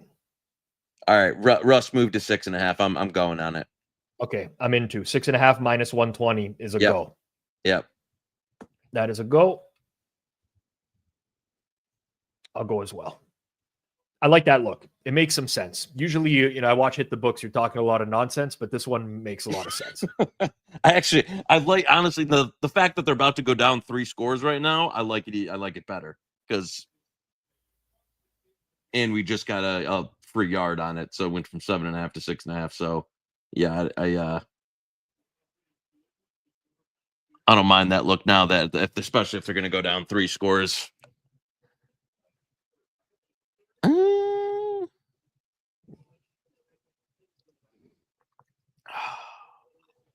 Man, all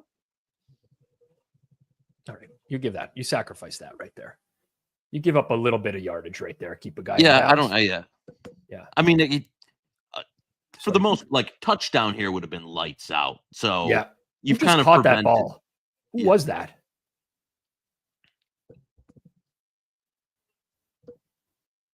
Who was it? A. Miller. Am I? There's like, did they attribute that to somebody that I don't know? Anthony Miller. It is a Miller. I have no idea who it is. Anthony Miller? number 6, I guess. Would they activate him off practice squad or something like that? No idea. He played at Memphis, I think. Yeah, they must have activated him before this game. He was at Memphis. You're right. He was drafted pretty high, I want to say, if it's the same one I'm thinking of. Yeah, he had a great college career. I didn't know he's 30. Yeah, he was on the Bears for like. Yeah, so I want to say a second round pick, maybe late for. No, I think it was second. This is a while ago now. Yeah, no, it was round 2, 51st. Man, he is bound after. So he had the 3-year run on the Bears. He's been on like 7 teams since the Bears. Texans, Steelers, 49ers, Colts, Chiefs, Ravens. This is just nightmare fuel right here. Nightmare fuel. Destruction. First half.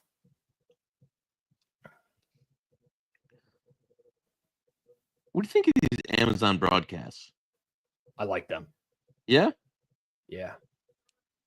Go off. If you don't like the broadcast, I mean, Prime's not paying us shit.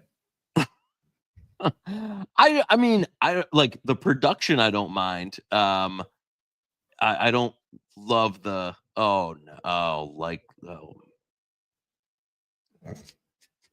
that's. I assume we're going into the inside the 10. Oh, Yep. that's like, oh yeah, there we go. Oh, he just destroyed. Wow. He's Yeah. in bounds, so they're gonna have a play at the end zone, man. This is incredible that with 1 minute left, they had to convert a third down like inside their 10. Yeah. It's right around there. Not inside their 10, inside their 20. And we're here. This is a destruction, man. It is. Yeah, a touchdown here, and it's complete curtains. No, a touchdown here. We bet Steelers second half. I mean, complete curtain. Wow, 40-7, 304-60. Yeah, touchdown here though. Baltimore's milking this away second half, right? Oh,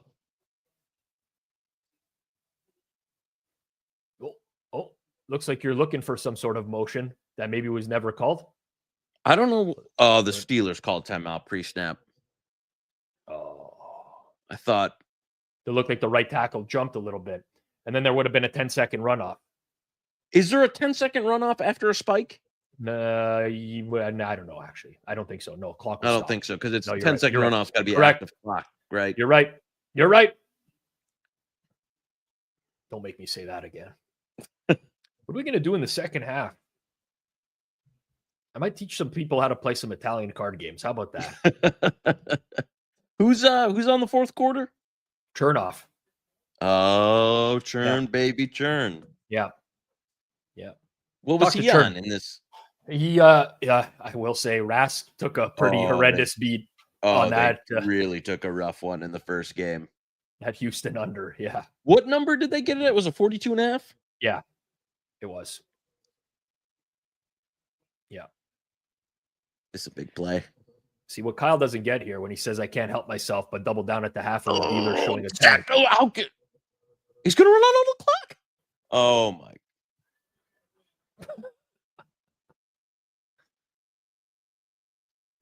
Oh my God.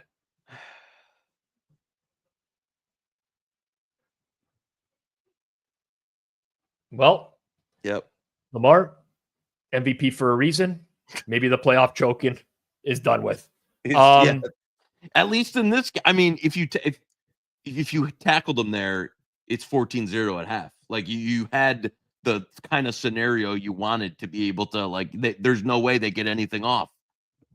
You think Tomlin would like that punt back on 4th and inches? You would think. How about that 4th and 2 with Fryermuth? Oh my God, what a clown. All right. Let's see what I'm going to possibly have to click here.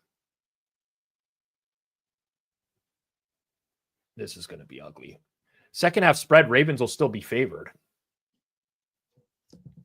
Got to take the Steelers.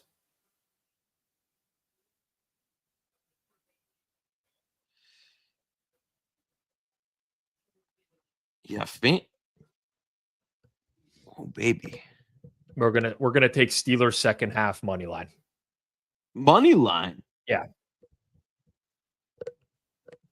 Not to win the game, like to win the second half. Right. Baltimore's going to start with the ball first. It's FanDuel's implied Ravens minus 3.5. Yeah, that's what I'm thinking. I mean, how many rush attempts is Henry going to get in the second half? He's at 100 rush yards and his live is 149.5. The only problem is that, I mean, I don't even know if Pittsburgh can stop them is the problem. You know what I'm saying? I know. No, I know. And then, like, I mean, at what point do you put him on the shelf for if it's 28-0, 31-0? Mm-hmm. Do you start mixing in some other guys here? Let's see what the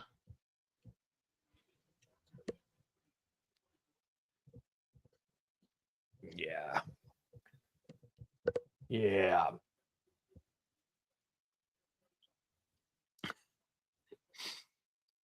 GK. They can't complete a pass for 10 yards. I'm gonna come out and I'll tell you, I'm just gonna go out on a limb here, okay? In the vast majority of games where one team is up 21-0 at half, the other team has looked really bad. That usually happens. When a team is up 3 touchdowns at the end of the first half, usually the other team has played really poorly. It's a fair analysis. Right? Like I'm very aware of how poorly the Steelers are playing right now. I'm not betting the Steelers second half because I think the Steelers are some good team. It's because I think Baltimore, who has a tendency to do this, will probably play really soft in the second half. We've seen many instances in the past before where Baltimore can't salt away a game. It's happened. It's happened. Is this the year?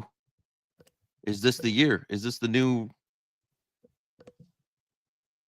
whatever Lamar little sound effect you have whenever you click it's the keyboard, it's the mouse pad. I was trying to figure out what that was. I'm like, am I getting notifications on my computer? Myself. What the fuck is going on? Yes. That makes me, it sounds like a oh my God. I was looking at my computer. I'm like, do I have notifications going off? What's going on here? You know what? It's the other keyboard from the other computer here. Yeah. Mike Durso says, Russ under everything, bring out Fields. I don't think the Steelers will do that. No, I don't think so either. I think they gave Fields his chance, and Tomlin's like very loyal to Russ at this point. It does sound like a plastic straw being like flicked. That's what it sounds like when you like flick a oh man. Market opening up -3, -115 for the Ravens. By the way, I don't know if you saw that, but Russ kneeled out the first half there. So that's -1 rushing yard. I did not see that. Yeah, it's not ideal. No, it's not. Not good. Well,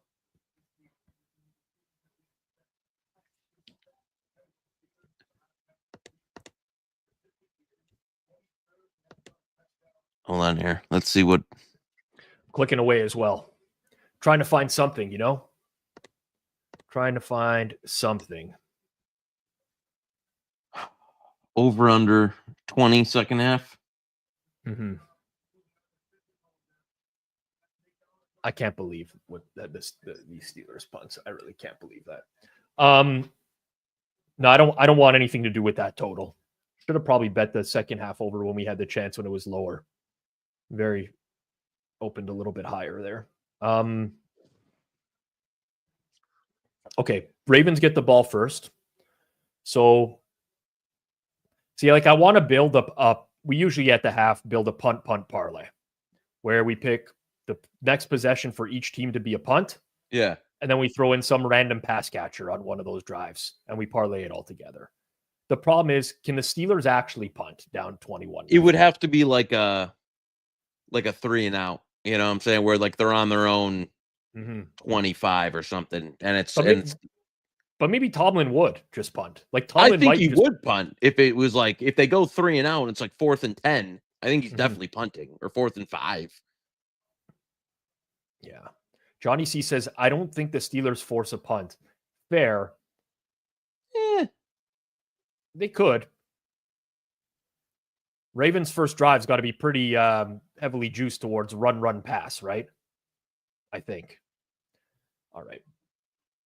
Hold on. All right. Ravens, 5th drive result, punt. Yeah. Steelers, 6th drive result. Yeah. I feel like we're not getting the greatest prices on punt. We never really are.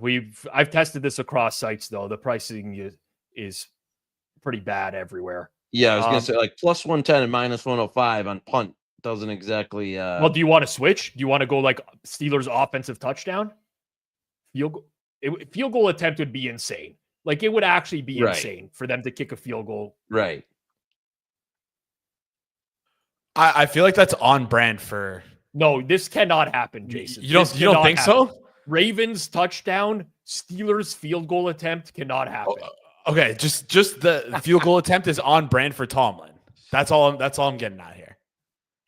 It'd be 4th and 5, and he would kick the field goal in field goal range. I kind of like this. I kind of like Sammy M here. Punt Muth. Punt Fryermuth. Yeah. All right.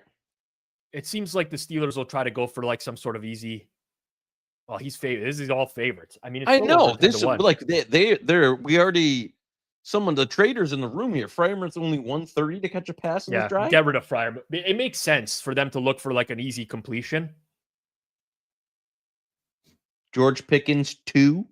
How about we go punt, Ravens, TD Steelers, George Pickens pass catcher. That's a 23-1 banger. Maybe I just need to stop losing money on the Steelers. How about that? Maybe someone needs to take away my keyboard. Ravens punt, Steelers touchdown. George Pickens. Yeah? Yep. All right. This is a go. I mean, nobody's going to bet this with us, but I'm going to laugh it up. I'm in. I'm officially in. Yeah. Yeah. I gotta tell you, here's a little mini rant. I think the majority of the people who watch Forward Progress and the content I do somehow are Ravens fans or Steelers fans. Neither of these fan bases can handle when you bet against their team. I don't know what it is. Other fan bases, no problem. Lions, okay, I bet, the guys show up, yeah, good game, whatever. Ravens and Steelers fans, if I pick against their team, I hear it for the entire week. Tweets, DMs, comments, and now they're pit against one another. And of course, the Steelers fans won't come in to back me at this point. They won't. They're done. Just absolutely. They X'd out. Scum. Yeah. No, that wasn't the first half we were looking for. Oh, wow. Market pretty much moved to 4 now for second half. Mm-hmm. The Steelers do look like a dead team. Yeah, I was going to say, not a lot of faith in the... I mean, they had 59 yards in the first half. Baltimore had over 300. It's about as much of a destruction as you can get. It is not... My only feeling on the second half is that Baltimore just tries to run it out. This is what the Titans used to do with Henry. Big time. Under Vrabel. A little bit different, but lead at the half, heavy dose of Henry second half. Bart says Pittsburgh plus 20.5, Russ over 6.5 rushing yards, Henry 2+ TDs, pays 16-1. Henry has just the one TD. Yeah. So we need one more TD. I don't know about that. Henry, one more TD plus Pittsburgh 20.5 is a little bit inverse correlation. Well, yeah, a little negative correlation there. Yep. Graham O'Brien says FanDuel has Pickens 5+ receptions plus 360. Okay. What is he sitting on? 2? What is? Or I'm 1? just checking right now. I mean, you got to take that pass interference 1 off the board. Yeah, 1 catch. I mean, he is really their own. Like, yeah. If it's me, I'm just throwing it up to him to. Why don't they use they should use Mike Williams more? There's not a lot of like Van Jefferson isn't exactly cornerbacks aren't lining up across from Van Jefferson and being, this is going to be a tough matchup type of thing. Did you see your boy NFL pinnacle beater going off about the Vrabel Ben Johnson thing today, and then was saying that Vrabel had his staff where the Arthur Smith was a genius on his staff. That's what buoyed him up.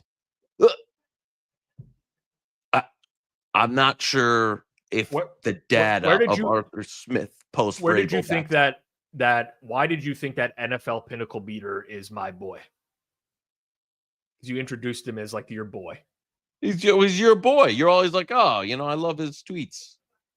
Me personally, I find him entertaining because I think he goes on like a lot of drunken rants, and we need that a little bit more. Yeah. We need that. I mean, I don't know if I need one more Boston guy in my sphere, but he was. I am willing to believe that Vrabel is overrated as a head coach. You can get me to believe that.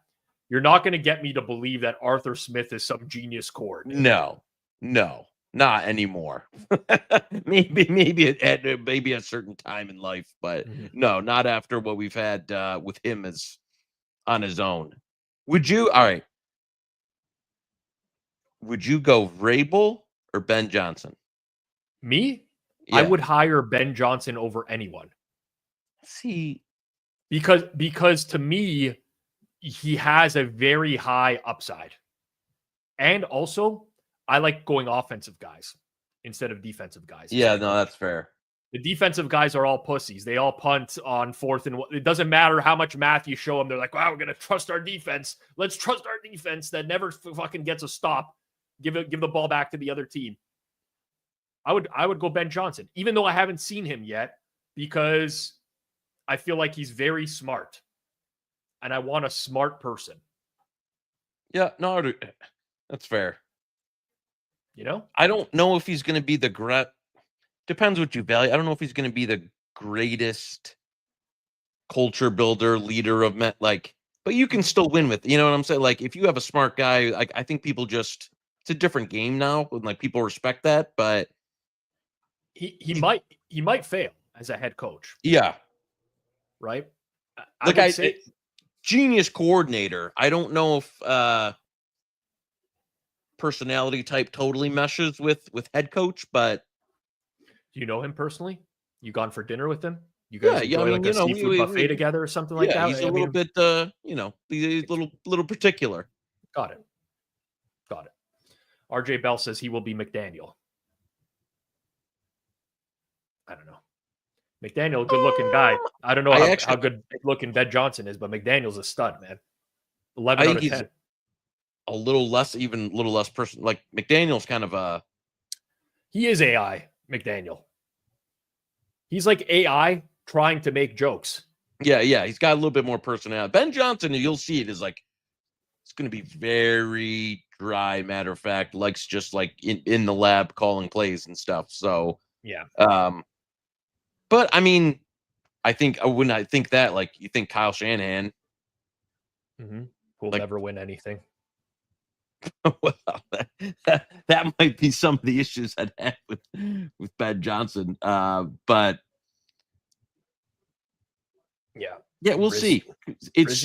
I didn't see Rizzy got an interview with the Saints coach. Wow, the Jets have interviewed Zach, producer Zach for the head coaching job. They've interviewed 20 people in 2 weeks. I am dying for the Jets. So the Jets have completed an interview with Rizzy. God, I would love that. But I actually really want the Jets to hire Rex Ryan. That would be... that'd be great. That'd be great. I cannot wait to fade the Jets with Rex Ryan. I see this guy talk every morning before I go live for Pizza Buffet. I'm like, how have you watched so much football since you've been out of the league, but still have opinions that are rooted in 20 years ago? I don't understand these guys. I don't understand. Well, You're welcome to stick around if you want to, but you can head out if you don't want to. It's No. okay. It's tough, Just move on with life on this side, or watch Steelers second half with Rob on this side. It's an enticing proposition. Oh man! All right. When are you guys doing your? I guess you got a couple, or at least We one more. got Hit the books. Monday at normal time. Hit the books at 5, and then we'll do in the national championship lead in. Nice. You're going to do the lead in. Well, I'll let Powers do the read this time. Yeah, I'll see if I could splurge to get a fly over your house before the national championship game. Yeah, it's about time you started. And me and Powers been talking. You'll be hearing from our agent here, soon here in the offseason. Yeah, we got to talk. I got some stuff to talk about.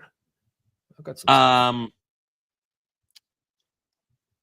I'm getting trolled now from some of the people because I can get off the couch. Well, at least they're watching. Say thanks for the view. Thanks for the view, asshole. Yeah, tell the family and friends. Everybody put it on. Yeah. Wow. Jack Fletcher actually says he loves Hit the Books. It's really strong.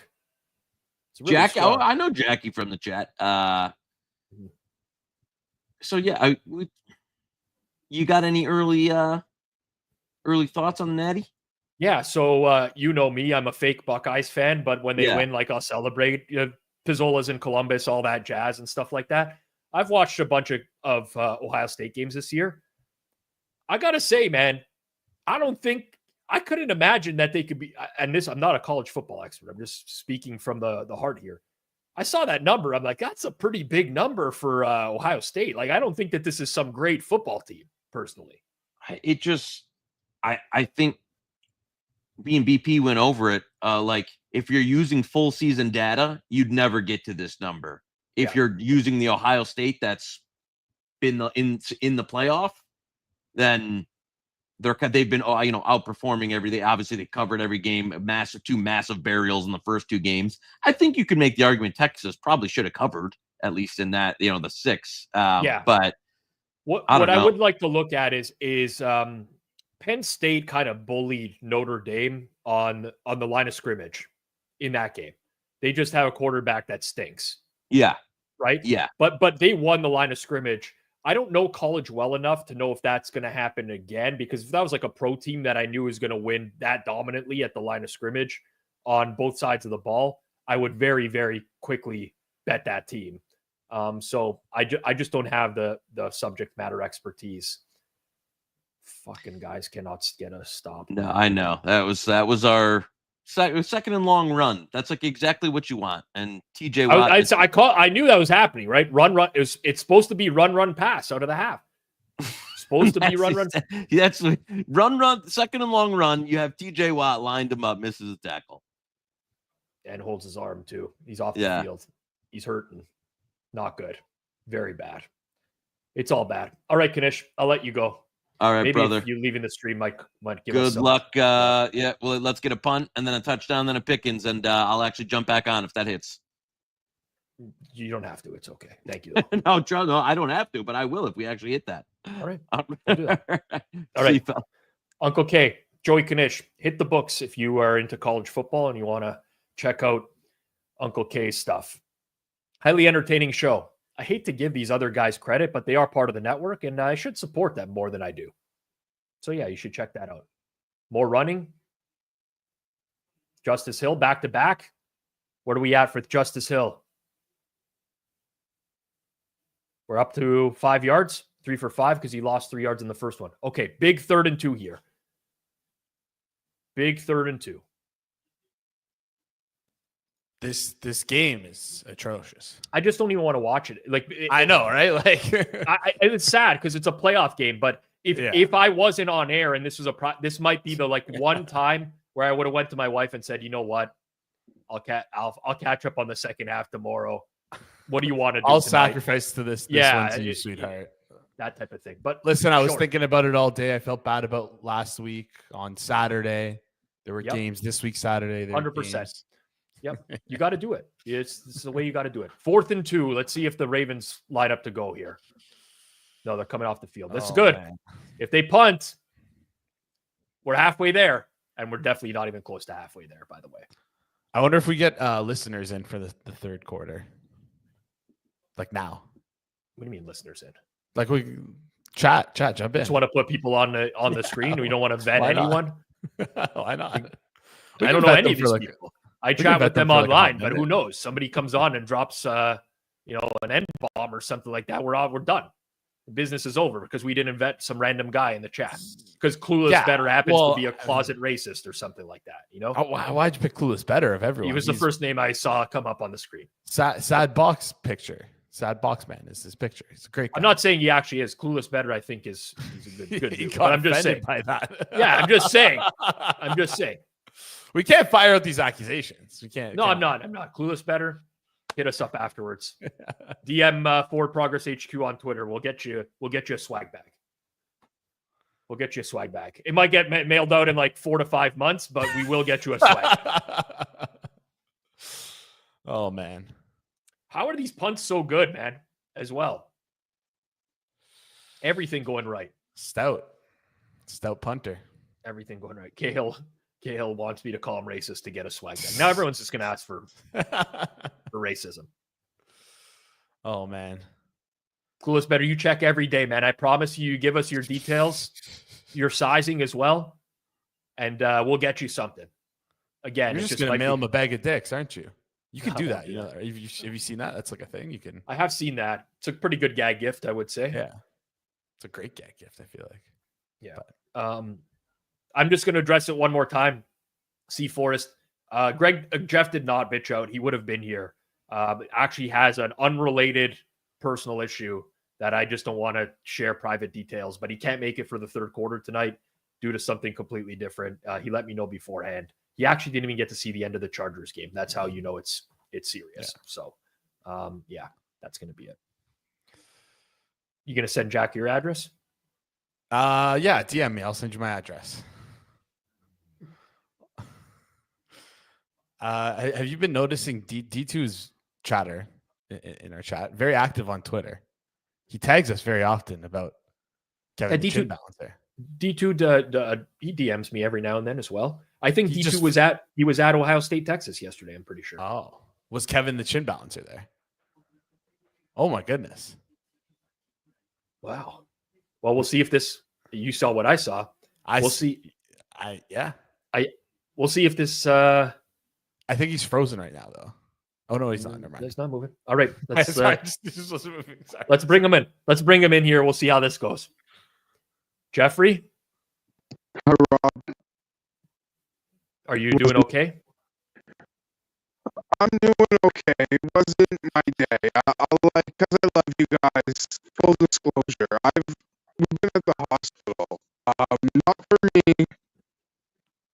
Somewhere early in the third quarter, I wasn't home, so I don't know the exact moment. All right, I picked it up. Jeff is in and out of connection, but I did hear that. If you caught it, he said he's been at the hospital today. Wasn't for him, and he's been in and out. But the reception is cutting in and out, so it's really, really challenging. See, look at this guy, man. He wanted so hard to be on this stream tonight. He wanted so hard to be able to defend his boy Herbie after a 4-interception performance. We might have to wait till circle back this week, but the audio, unfortunately, cutting in and out. I think it's a phone issue. It happened last time. I think. You think you should call him a phony? No, what? No, that is. You're putting a lot of words in a lot of people's mouth. Is here. It's a lot of words being accusations getting thrown around. Yeah. No, it's just. I don't know. It's happened last time when he was using his phone. Yeah. But yeah. We're gonna have the third down here. And I'm going to really, really be upset at Kanish because he talked us out of the punt. Remember? It's like, it doesn't pay enough. It doesn't pay enough.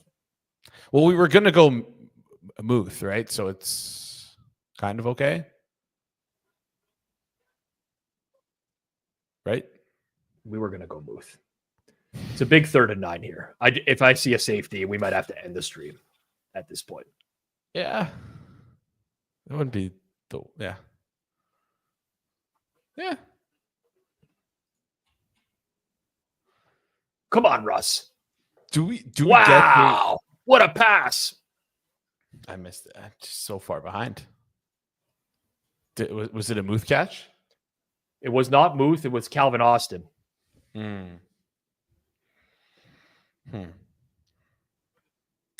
All right. So Jeff is messaging me on the side here. He said, sorry about my audio. Please clarify. Everyone is okay on my end because I said hospital. It's an incident with my daughter, but she's okay. I probably needed help from the EMTs myself, but I'm also okay. I didn't even see Herbert's final 3 interceptions. I don't know what to say about those. That's the message. What an incredible message. God, I love Jeff, man. Incredible. Incredible. Oh, man. Everyone's okay. We'll be home in a little bit. All right. I can only imagine how tough that would have been for him because Jeff, I mean, I could see it now. I think he may have been under the influence of some alcohol at that point. And to go through that during the day when the Chargers are playing, I know Jeff's rituals for Chargers, so that's tough, but he's in there. He's in there. We got a couple yards from Russ. Did we get anything from Russ there? What did they mark him with? I'll tell you in like 10 seconds. Oh, Russ rolls out left. Oh, you're there he goes. They didn't give him any yards. They didn't give any yards. 0 yards. Any Denny Avdiji props tonight? I do. I bet some earlier. I don't even know who that guy is, but I did bet some stuff earlier. Any Haywood Highsmith stuff you bet? Yeah, come on. Mike Williams. Let's go. Go. All right. I don't know why. I mean, I know why I didn't play Mike Williams overs because he wasn't in the friggin' game. But he's alive. Downfield pass. Okay. We're back alive. NGU, as the kids would say. NGU. What does that mean? Never give up, man. Honestly. Never give up. Thought it's something to do with like new game or something. No, that's something like dumb kids at your age do, right? They just abbreviate everything. Bet. Right? Bet. No, I don't think so. Right? No, I don't think so. You don't abbreviate everything. PTFITB. That's the only abbreviation I know. These kids came up with put the fries in the bag.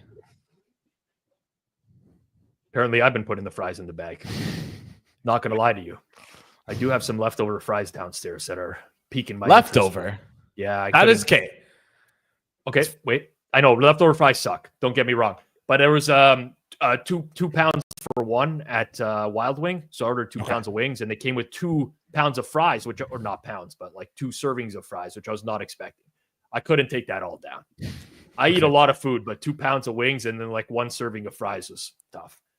I really fries are probably I was gonna say fries are probably the worst reheated leftover meal on earth. Like it's the worst reheat. Fries suck.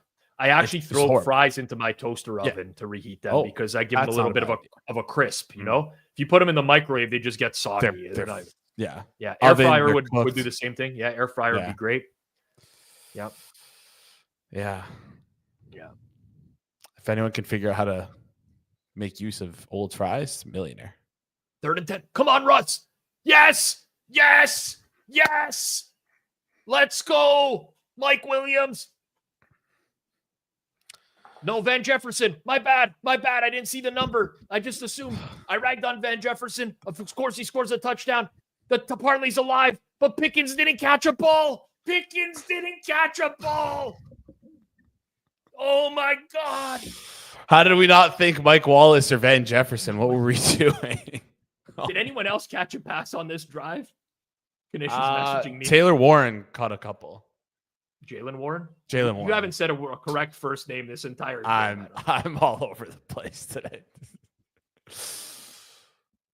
Oh, man. Wow. Van Jefferson Wow. was plus 600 to catch a pass on that drive. 98 yards. What a drive. Wow. If Where you was guys don't this? think the Steelers are live to win this game right now, I don't know what to tell you. Maybe I'm going a little bit overboard. I've seen the Ravens do this too many times. This is a huge drive. Huge drive for the Ravens. They got to score something here. Did I say Mike Wallace instead of Mike Williams? You said Mike Wallace, I didn't and you even said realize. Tyler Warren? Yeah, I said Tyler Warren. What the? Oh man, I don't know what's going on with my. I've been staring at a screen all day today. It's been a good Saturday, but like not an unhealthy for me Saturday. You know, it's good, but Are you familiar with the origin of this? no. Okay. Should I be? No, probably not. Honestly, I don't say predates you, but this was like a big comedy for me growing up, so it wouldn't be for you. I've seen this movie before, but like I can't like quote it. You know, Dumb and Dumber. Yeah, I could read it start to finish. It's actually not swimmy. I don't think. I think he says slippy. I'm slappy. Swanson. Why don't you check the side of the briefcase? Samsonite. What a movie. What a movie. I've seen the movie. I just can't quote it. Like I don't know. I've seen the movie a long time ago. Mm-hmm. No, it's all right. I'm not. You probably have a movie that you can quote that you've watched enough times, no? Or like, because for me growing up, I watched Dumb and Dumber. I used to have like these illegal cable boxes, right? And we would get the pay-per-view channels. Yeah. And it would just play one movie on one channel for, Dumb and Dumber, Happy Gilmore, Waterboy. I watched so much of the Waterboy growing up. Pretty much anything Adam Sandler. So I feel like my generation gets a different view on movies because like we have so many options with Netflix. Like and like I was big on illegal streaming services growing up. Like used a ton of like Project Free TV. Would watch every single series imaginable. Pirating, all that stuff was like pretty big when I was like in high school and in university and watching a ton of movies. So I feel like I didn't really I wasn't a repeat watcher. I was a fresh movie watcher. I tried to consume as many new movies as possible.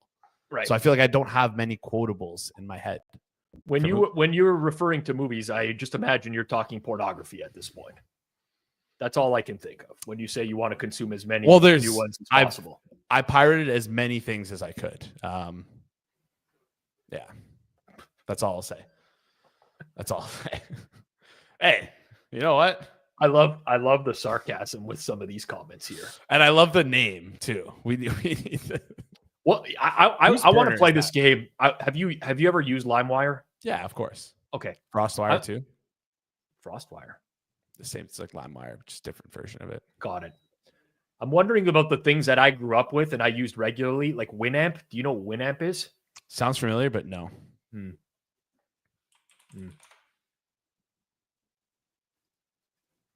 Have you ever been in a car where you had to manually roll down the window?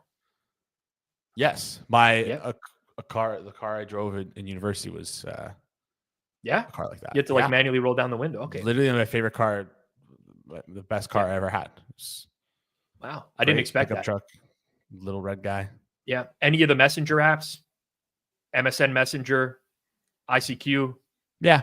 Not ICQ though. I've heard about ICQ. That shut down like a couple months ago. ICQ. Yeah. You ever have a car with a tape deck? Oh, big sack. Big sack. No. Steelers in business. Maybe. AOL Messenger. Yep.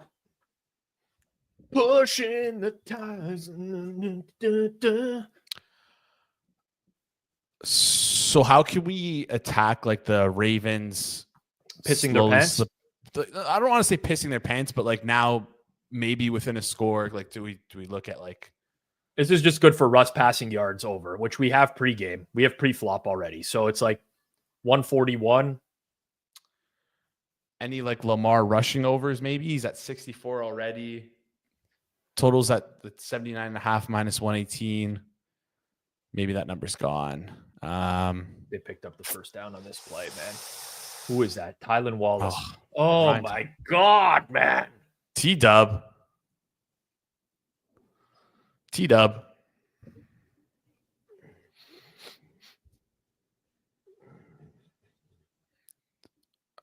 Big catch.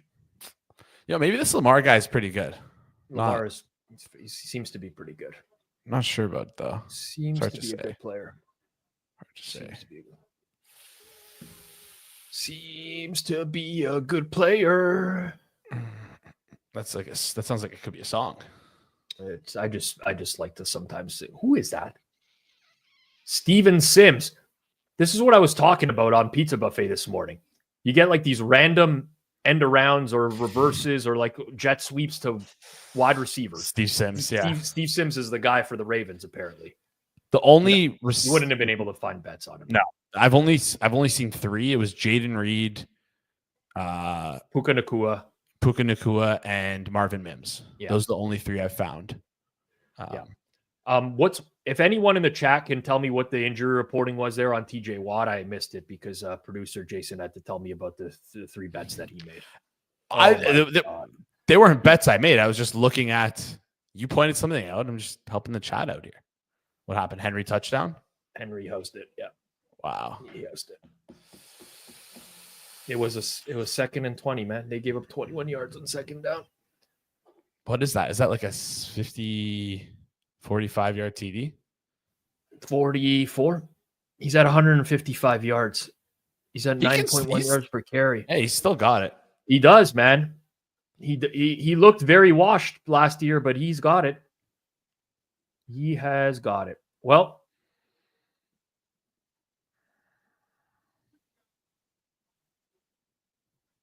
I don't feel as good as I did like 5 minutes ago. Like I wouldn't mind those fries now. Fries in the bag. Mm-hmm. Oh, man.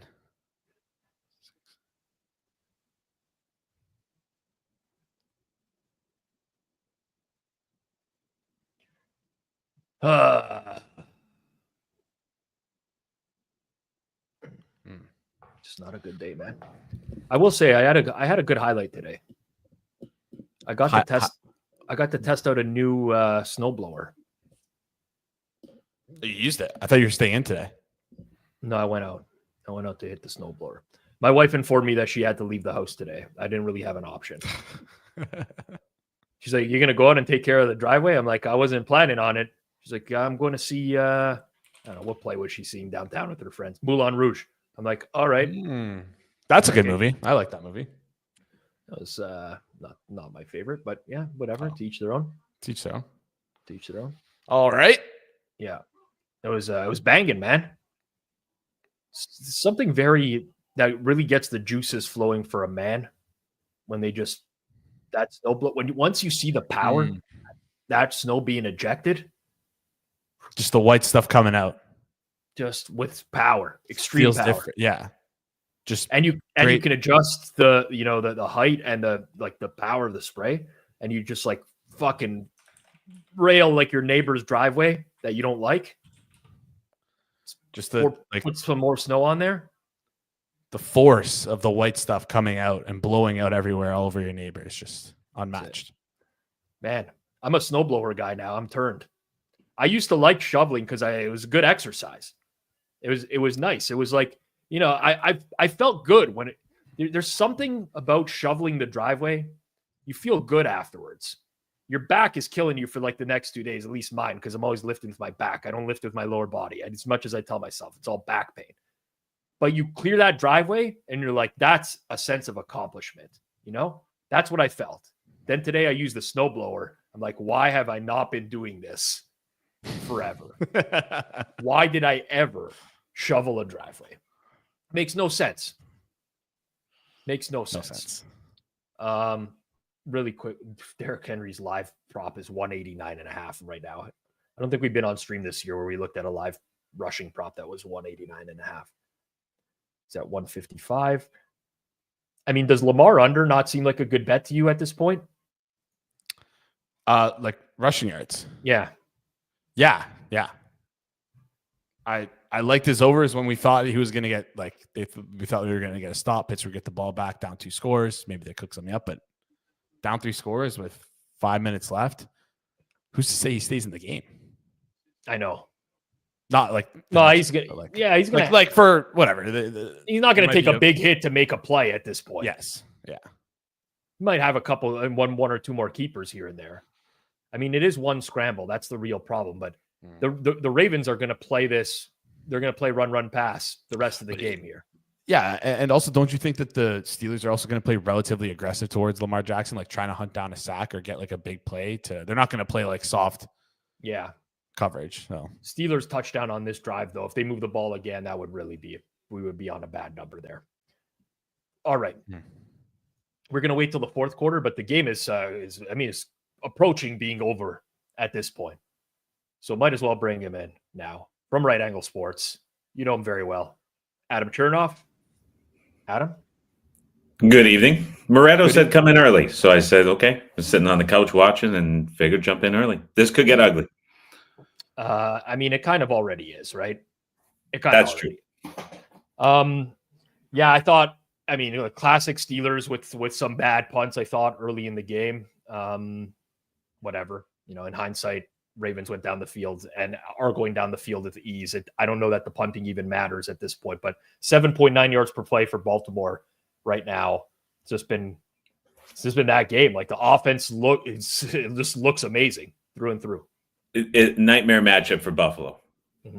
Nightmare. Like, couldn't Taylor make a bad matchup? Like we already saw it. We saw it happen once this year. But they've got better, which is crazy. I know. I mean, this is as bad as it gets for them. Yeah. Fields in for a play. Russell Wilson threw to Najee Harris on first down. Unless they're going to use some more Justin Fields packages here on short yardage. I'm not sure how much they had planned for him this game, but we have seen him a few times. I do have to commiserate with you, by the way, from the release earlier today, because Jesus, I'm sorry to even bring it up, but I did think about it when the late touchdowns, and it's just like those are really frustrating ones when you nail the handicap and there's no offense for an entire half, and then you get the defensive touchdowns on an under. Just brutal. Even worse than the 2-pointer return that kicked out, because you would have had a touchdown cushion there in the half. Yep. But even at the end of the first half, it was 6-0 with a minute to play and finished at 16. And you're like, how? Like, it couldn't have played out worse than it did. I know. Awful.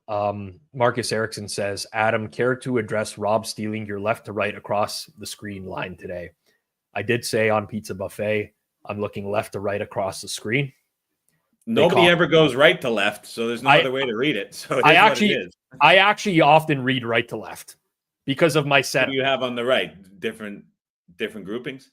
I have things grouped, but yeah, I read from right to left often just because of the way that my setup is here. It makes more sense for me to read right to left. So, but I get your point. I do get your point.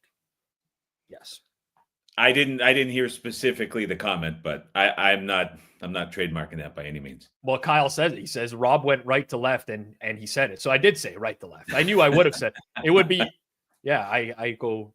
I don't know. I'm a weird cat. It's among all the things that I would have had you pegged for, being a snowblower guy is one of them. So I was glad to get that clarification a couple minutes ago. You know what? I mean, listen, we had a pretty big snowfall last night. Sure.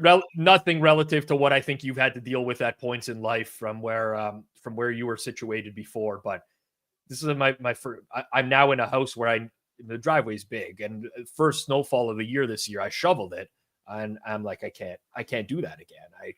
I can't. So, there's where back home, like there's people that die shoveling snow, like they'll have a heart attack because they don't realize the cardio that goes into it. Like on the big snow where you get like a foot and you're out there at 72 years old shoveling, and then you're looking down and you stand up and you get the blood rush and it's over. It's nuts. I come in sometimes and I'm like shaking because you don't even realize it when you're doing it actively outside. Also, the amount of temperature that your body, like by the time you're done shoveling, I could be out there in a t-shirt and I would still be hot. It's crazy. It's no joke. It's no joke. Yeah. Oh man, you got anything going here? That you got any rooting interest right now? Because I'm sweating. Not only Steelers full game, which I think is completely cooked at this point, but I also have some Steelers second halves as well. Smallest personal bet of the entire week by a mile was Steelers at 10, but yeah, I'm long past that one. I don't even know what else to. I saw the Lamar rushing comments brought up in the chat in game wise. I feel like it's a drive early. Yeah. Because there's still, it's getting close though. Like we had comments in our chat halftime. And then the big question was about second half. Do we get in with something because Lamar stops running? And so that, I think it's coming, but it just feels a drive early. But I'm not too sure what else to even to look at here. I don't know if we're going to pull something up or what, but it seems it's tough. We'll navigate through in the second half here. Jimmy Johnson said shoveling is overrated. It melts eventually. Technically, yes. But there are instances where you would not be able to leave your home for days, weeks if you did not shovel. You got to shovel at some point. And the ice and the buildup, you're in trouble too. It's bad. It's bad. I mean, it's a little bit different if it's like snowing in Atlanta or Dallas like this past week. Anyways, we're going to get our Najee Harris receiving overs here. So that we're good on that. Hit one there. What's your Russ passing yards number at? What I gave on the stream was, let me just double check so I make sure. Jason will confirm, but I think 203.5 is what we gave on the stream. Getting there. Yeah, I think we're in a good position. For those. Maybe we get one more Justice Hill carry if we're lucky. That would be in a good spot. Would you get there 8.5? Yeah. Some would have taken no higher than that. So I'm always rooting for the worst number available. Likely overs from this morning are already good. So from a props perspective, this game has gone fairly well.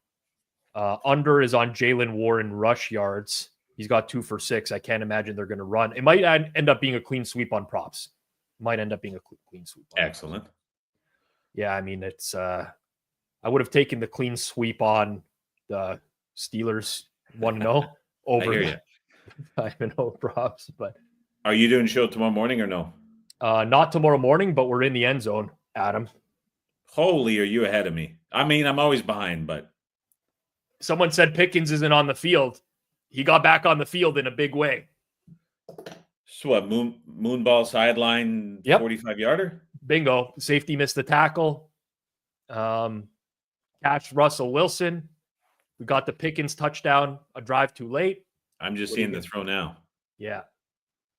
I mean, that is a really good throw. Sheesh. That is he perfect. Dropped that into the perfect spot. The one he threw to him earlier that was I didn't think it was the best OPI call ever, but that was a great throw as well. I like the call. I don't think he needed to do that in that. I think Pickens would have had a chance to make a play on the ball even if he didn't push off.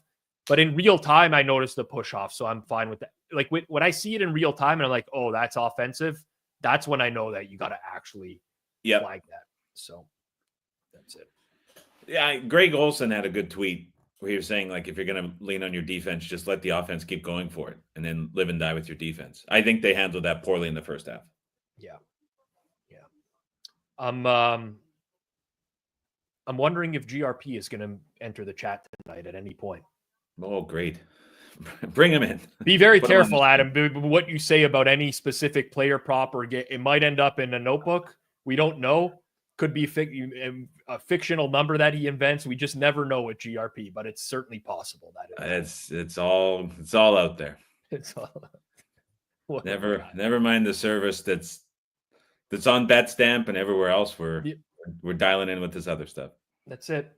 I mean, I feel your pain with that stuff. I honestly do. I feel your pain. Well, like I could never bring up the first 4 weeks that were missed that included a whole bunch of stuff that was not even full game. It wasn't even a bet. It was just a comment that padded the loss record. Because if I bring that up, then I'm defending it. 100%. You're in a rough spot now where you can't even like tweet what the real stuff is because then you're going to be looked at like in a bad light. But it's also like, from my perspective, if somebody was watching every single one of my shows and took everything in a literal context. So for example, I do You Better You Bet with Costos and Femi, excuse me. And he'll very often ask me about games that I don't have an opinion on. And Nick will put it in a way where it's like, Rob, 10 seconds, Vikings, Rams, who's going to win the game this week? And I'll be like, I didn't bet the game, but if you make me pick it, I'm picking the Vikings. If that went into a notebook where someone was tracking, I would take offense to that. And that's pretty much what GRP is doing when I love the initiative of tracking people. I just wish that instead of it being like a complete joke, he would actually do it in a manner where somebody says, I'm betting this, and he writes down, okay, this is what the bet is, rather than every single opinion. And the hard part too is say you were on Costos' show with him, and he's like, who do you like? And you're like, I got nothing. Yeah. And you say that 9 times during a segment. Like then you're letting the entire audience down by doing that. And you're 100%. Letting the show down as well, who's having you on, and you're sparing your time. So then it's like, how do you have it both ways there? Yeah. I hear you. Anyways, GRP. I will say, from a pure content perspective, especially when you're doing a gambling Twitter gossip show, GRP is a gold mine. Feeds you ammo every week. Every single week. Oh, man. C. Forrest says, Nick is awesome, but I'd love for you to just say no to him there. I'll try that out one time. Nick will ask me about a game, and I'll just say I'm going to refuse to answer that question. Yeah, and then it's the worst thing that you can do to a host that has you on. I think in general, a lot of shows are viewed as being like, everyone thinks they're incredibly pre-planned and scripted. Yeah. And in my experience, that has never once happened ever. I agree.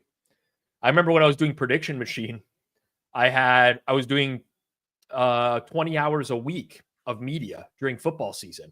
And I was doing it across all these different markets in the US. And I had no clue. The first go round of every single one of those hits, I would go on like Cincinnati radio, and there would be a Bengals reporter, and he'd ask me about the spread of the game. He'd ask me about the total of the game. He'd ask me about individual player props, everything to do with the Bengals game. Then I'd do hits in other local market. They'd ask me about their team for 2 minutes, and then they would go off on NFL tangent, like news. I would do Alabama radio, and they would ask me about players on like Alabama Crimson Tide and this, and I'm like, that week I was like, holy shit, man, I don't know how I survived that, and hopefully I didn't come away looking like a complete asshole on a bunch of this stuff. No, it's crazy. It's hard for sure, and that gets missed. So you're right. Yeah, you're very right. Kyle, I just switched over. I was on the wrong tab in the thing. I was on the private chat, so I got Jason's 203. So if I missed your message the first time, that was my mistake. Yeah, you don't want to get Jason's messages. It's a tough one. That's a real tough one. J-Rob says he found me from the Lebitard show. Yeah, I did a few. That was a really, really long time ago. Anyways, long story short. Those were, I miss those days of just like randomly appearing, joining some local market, them asking me about a game. And by the way, Adam, you were completely right about being a drive early on the Lamar stuff as well. I think I'm gonna play early to see what might be coming too. Well, it's not crazy, but you did make a good point. You kind of have to wait for the Ravens to separate a little bit more.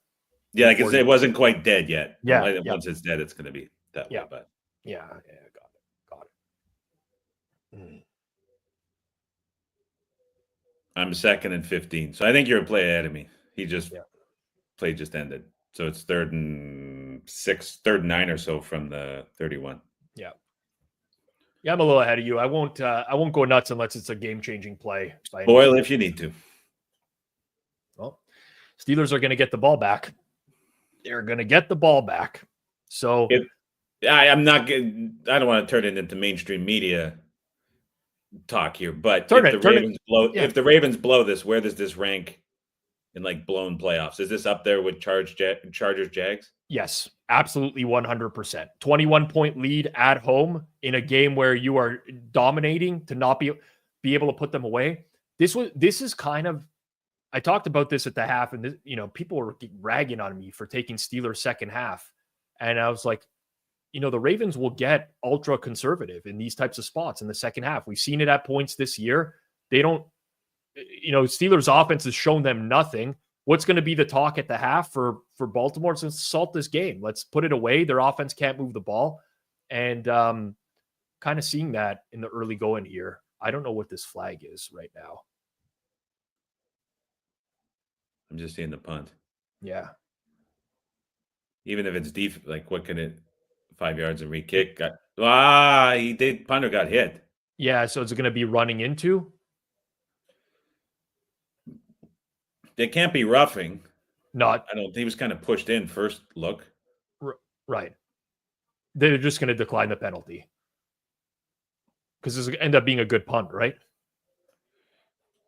Let's see. There's no way that can be roughing. I still haven't seen it yet. It's they have just ruled running into the kicker. So, and they've declined. Huh? I see questions in the chat. Kyle, my wife and I built a place in Saskatoon where I'm from. So it's not luxurious by any means. The only reason I haven't been talking about it is because it's scary dealing with banks. So that's what we're doing. And we're going right after Super Bowl. We get it next week. We get to see it at least. So that'll be exciting. Nice. First one we've ever bought. Adam was I talked to Adam for about an hour and a half on what day was that? Friday? Was it yesterday that we chatted?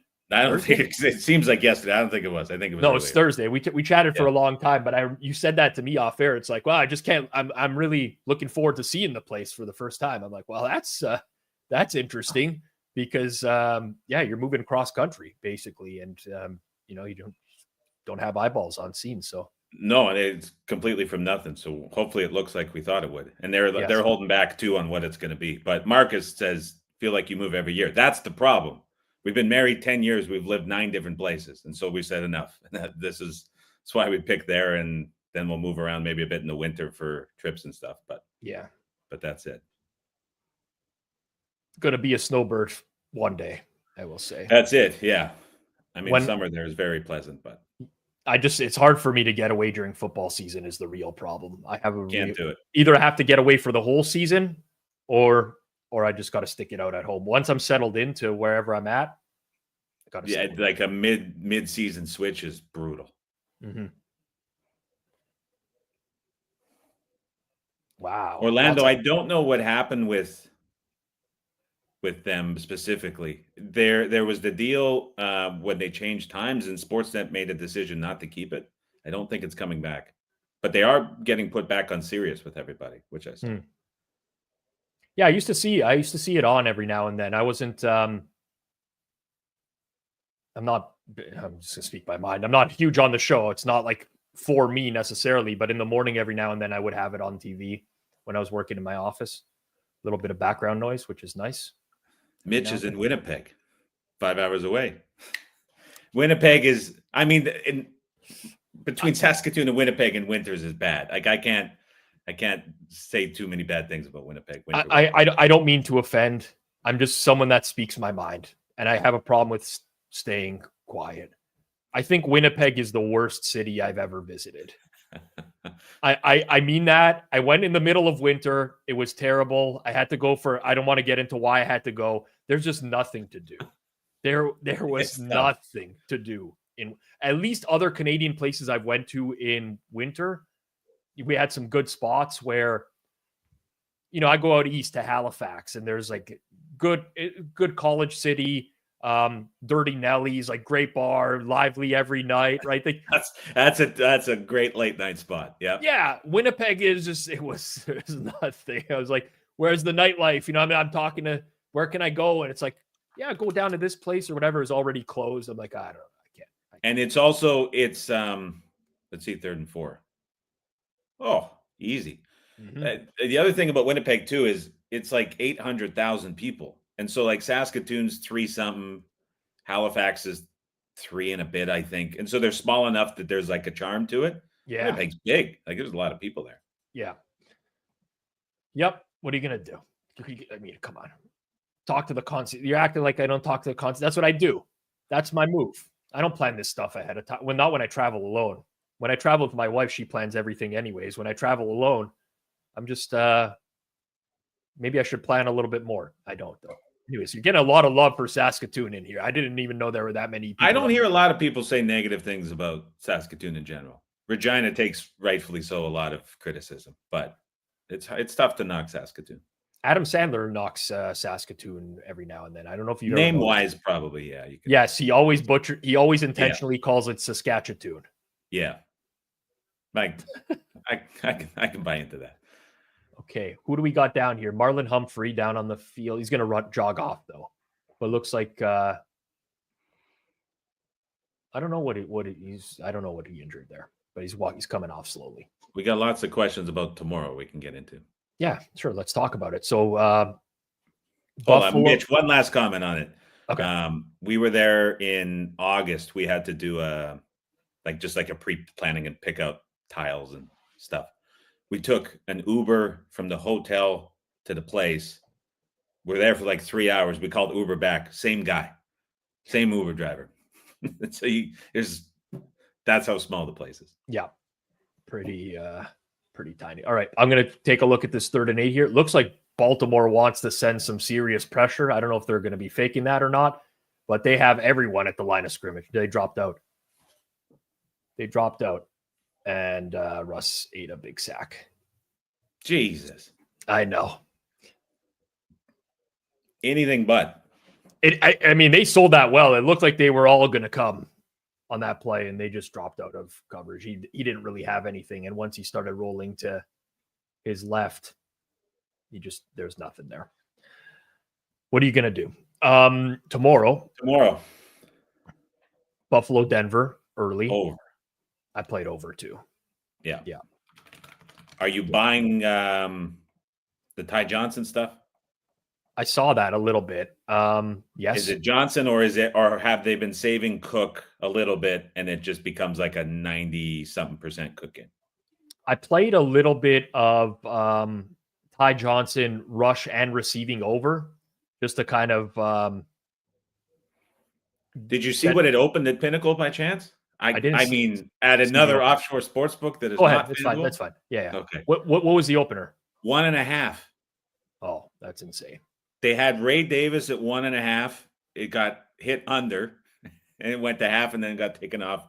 And then Johnson opened 1.5, bet it, and it was like 3-4 minutes later, it was 7.5. I haven't looked at recently what it was at, but I mean, yeah, 1.5 yards for that receiving. He's the best pass blocking back they have. He is. That's the biggest thing that I missed with. So I've never been like a player props connoisseur by any stretch of the imagination, but having Hitman as part of the team here and how much he stresses the importance of being good in pass protection and having those extra snaps on the field was not something I ever used to look at before, and now I really do. So we're up to rush yards 9.5, pretty much everywhere at this point, and receiving yards at 8.5. I see 8.5. All the way up to 10.5 at FanDuel. But here's the thing: if I trust a lot of what Solak says, I think he's awesome.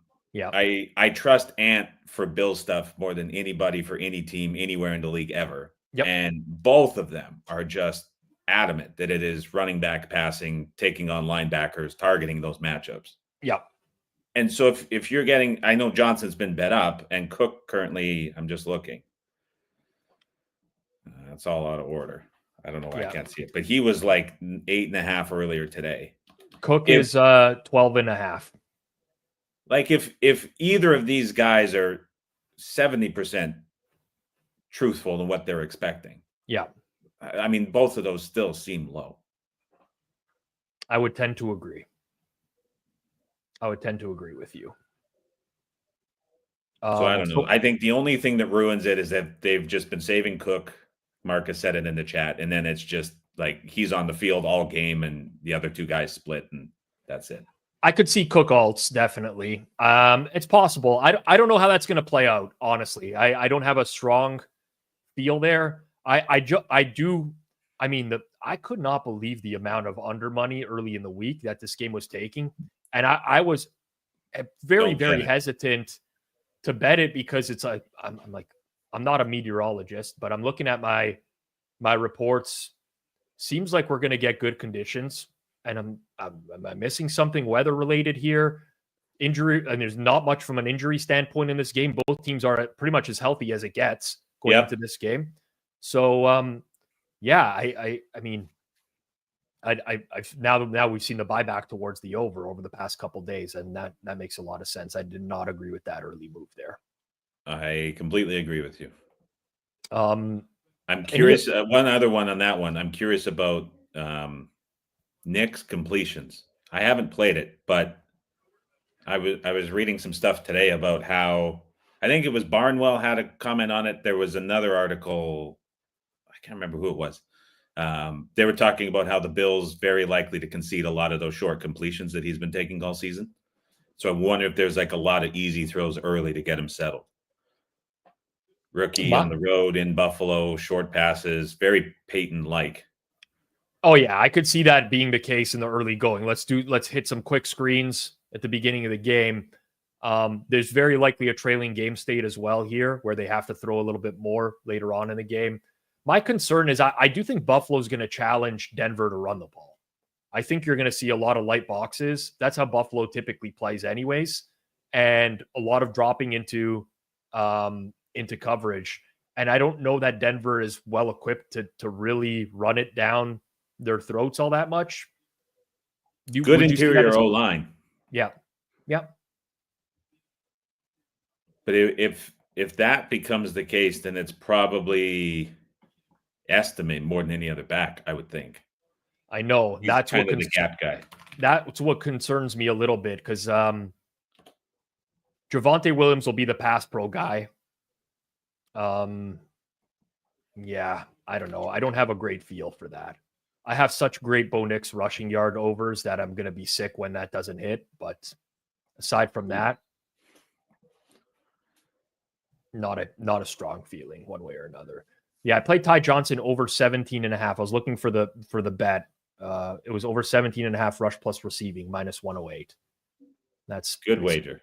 Yeah, 21.5 in market. Third I don't know. 3. Yeah, I've seen the play. I'll let you see it live in real time.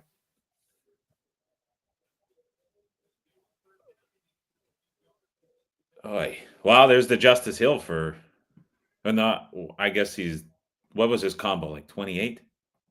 Yeah, 28.5. Yeah, that ended up being okay. So producer Jason pulled something up on the screen. That's usually how he gets my attention, that he likes something a lot tomorrow. He likes Bo Nix most rushing yards Sunday only, 85-1. There are better prices out there, but I just wanted to cite the FanDuel. What does he need for that 105? Just got to hope for a not crazy Saquon Barkley game, not crazy Josh Jacobs game, and I think Irving's the guy you have to worry about. Yeah. Bucky could go off in that matchup. Yeah. I don't know. All right. Yeah. Well, it's there. It's a bet. It's a bet you can make. It's a bet that people can make. They can use their own discretion. It's a bet they can make. There is a 140-1 out there. I'll say that. It's probably better than 85-1. Sure. Good. It's probably still, I think, a little bit short. It'll be fun. Sure. It's an okay sweat. It's the early game of the day. It's the early game of the day. So again, we're down to third down here. The Ravens they're just taking short stuff right now, and they're kind of content to get to third down and manageable. And that's a great tackle on short Anthony Miller. He's a yard short. It'll be 4th and 1. They have to go for this, right? I would. Right? Jackson I don't know. Is that so? They're at the 40, right? Yeah. Gotta go. Jackson's coming back Lamar's coming back on the field. So they're gonna go. They're gonna go. You got Lamar, you got Henry. And this you know what what? you're set up for. You got Lamar, you got Henry, and they picked it up with Mark Andrews under center. Mark Andrews. Did he motion in, or was it just a straight? It was straight lined up on center. They huddled, went to the line. Andrews went under center. Lamar lined up as the up back, and what's Al Michaels saying right now?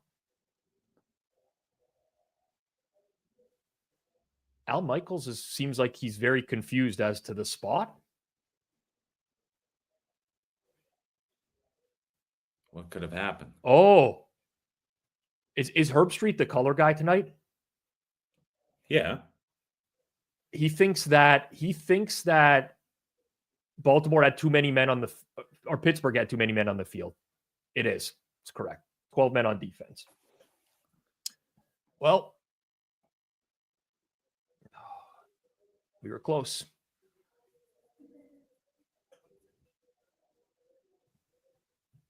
Man, they get a stop. You never know. Yeah, we need to stop. We need to stop. That's what it starts with first. I don't know what Baltimore is on third down tonight as of right now, but it seems like they've operated at a very high conversion rate. And then you add in that fourth down as well. A couple fourth downs, right? I think the Ravens have had tonight. Yep. At least, no, maybe that was the first one. I don't know. Either way, they've been really good on third down. Really good. How do you want to mix in the other games amid the commentary here? We'll just go. I think first and second down is a good time to do it. I'm always hesitant to take away from the game itself. No. You know, listen, I know, Adam, you've watched these before and there's times where we go a whole quarter without talking about the game. You know, if Feinberg comes in and, you know, he's hit the bong or something like that night, we might go a whole quarter without. I know, unfortunately, he couldn't make it. I was hoping he was here so we could talk Tuesday TGL coming up, because I feel like this is a very mispriced Tuesday matchup. Okay, I'm interested. First of all, I'm already in love with the TGL. I didn't think I would be. I really didn't think. I'm like, I'm not going to handicap this. I'm not going to do anything. I'm super not interested. We're going to get a third and long here coming up at this point. We're already on TGL. Yeah. TGL would be okay. Do you want to share the handicap, or do you want to? You don't have to. I don't want to. No, I have no idea how LA is only minus 176, because Jupiter has two guys that don't even play full time. Mm-hmm. First of all, and in the no laying up recap on Tuesday night, they had Max on, and he's like, we've never even talked about it. Mm-hmm. And then he was also talking about how he got the yardage book sent to him for the holes they're going to be playing on Tuesday. And he's like, I don't have any of those carries. Right. So the league is clearly setting up for guys like Wyndham or Xander, like we saw in week 1. Yeah. They're just hammering driver and they have a massive advantage. Like nobody on Jupiter has that. Right. Is Jupiter sitting Tom Kim? They are. So Kim's sitting. So it's Kiz, who's not even playing actively. It's Tiger, who's playing a couple times a year. Right. And then Max, who's talking on NLU about how he has none of these carries and it's ridiculous. Well. And then on the other side, it's two guys in the top 12. I mean, say what you will about world rankings, but like how in the world is this only minus 176? Well, Adam, have you considered the fact that this could be rigged for Tiger Woods? But then what? They're juicing up the simulator? I don't know. Who's to know? No one would ever really know. I mean, if there was one fix of, I'm not suggesting this, by the way. I'm just really trying to play devil's advocate here. However, that will be a theme, I can guarantee you, on Twitter, on TikTok this week. We got the punt. We got a small return. We're at the 25. We're in business. We have a chance here. All right. We have a chance. Anyways, Bart says that price is insane. All right. I'm with you. I can be bullied. I'm not being bullied. I like D2 Pinnacle's taking to win 1,500 on it, which is crazy to me, because there's other like North American sports they're taking to win 550, and then TGL it's like, here, have 1,500. It's such a good idea. Like the way that the green undulate, it's so cool. I love everything about it. It's so brilliant. Honestly, I'm very entertained by that. Juiced up simulator would be amazing. Imagine Tiger goes out there and he's just firing on all cylinders. We will get back into football commentary in 1 second. I just want to say I also watched Bob Does Sports with Xander Schauffele yesterday. Xander Schauffele, low key, has my personality. He is so sarcastic, and like it was such a good watch, because these are just like a professional golfer just chirping like regular dudes who are hitting it out on the course and calling them shit and stuff like that. Yeah, he fits that really well. He can't really like lead or carry any of the videos he's on, but like as a one-liner here and there, he's pretty strong. I like that. Are you saying that I can't lead or carry any of the videos? No, that's why I'm disagreeing, because you can do that. Oh, got it. Sure. Good pivot there, Adam.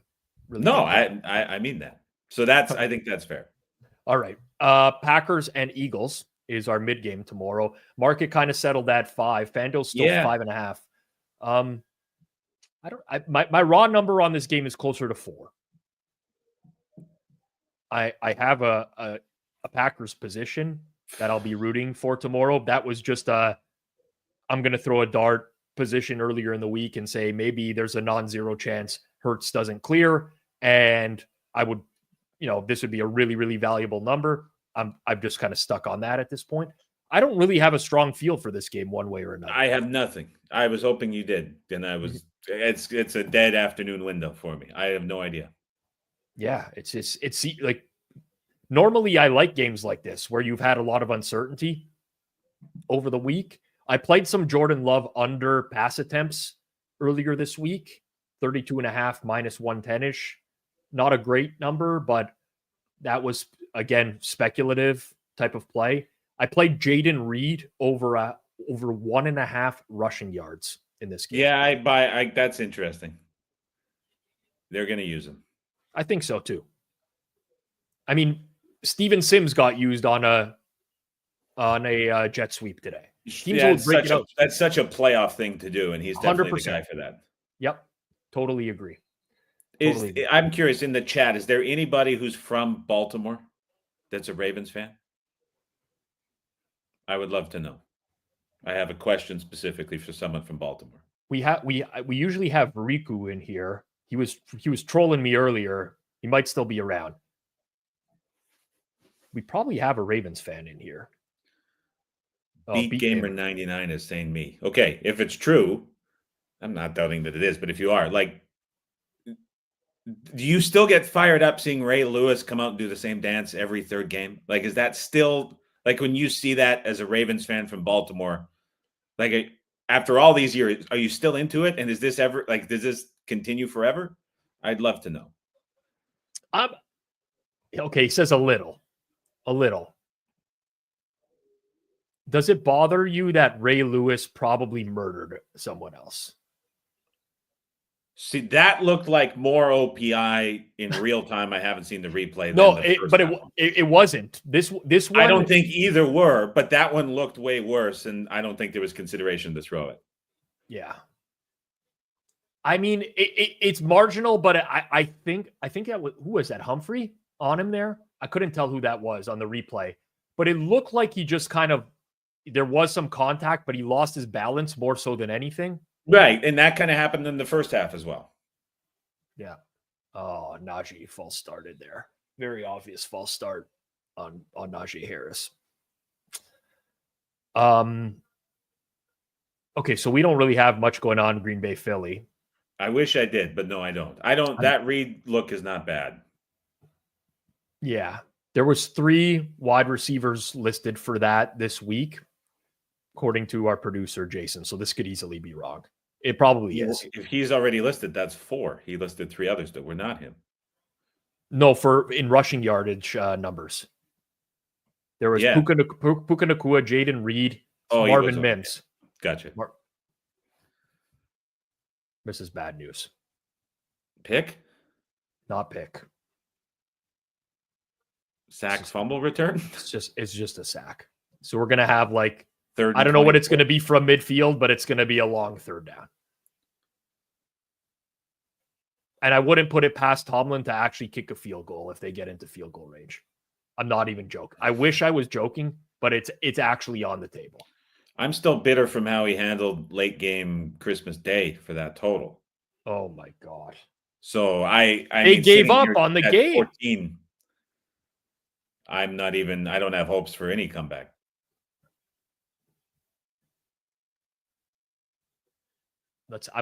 So it's 4th and 15, and the offense is staying up. So they are going for it. Oh, I would love complete. I would love a nice PI. Oh, I take that. I take anything that creates a conversion here. Oh, it's a deep ball. It is a deep ball, and it was into quadruple coverage. Well, I don't know. I didn't see what Russ saw there, but I probably wouldn't throw to Calvin Austin downfield with at least 3 Ravens around him, maybe 4. I'm just seeing the play now. I mean, both of those tight end routes. Oh. When he let it go, I got so excited. And then when I saw, as soon as I saw it. Oh, yes. Oh, no. Those 2 tight end routes looked like they were very wasted routes on the field. I mean, there was just like 2 shallow routes out into the flat 3 yards downfield. Yeah. John, I think, played Russ interception. Oh. I mean, he looked like he was, I think that was our Darius Washington. It looked like he tried to pick it, which incorrectly, he definitely should have just knocked it down. But it looked like he tried to pick it and just dropped it, which makes it even worse. So then this is 14. Ravens kick a field goal, and then do you get anything from Tomlin in that like 2-minute meaningless drive scenario for the push? I would hope so. After Christmas, I don't know. I mean, I would hope at this point. Normally the answer is yes, but after Christmas, I have no idea. Does it feel to you like the Ravens might actually take a shot on this drive now? After they've let the Steelers hang around with all this, it feels like they have a play action shot in them at some point.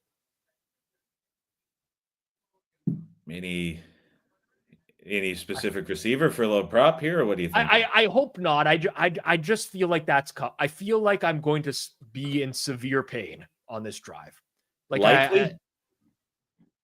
I don't even know who would be the kill shot for the Ravens at this point with this. It would have to be Bateman.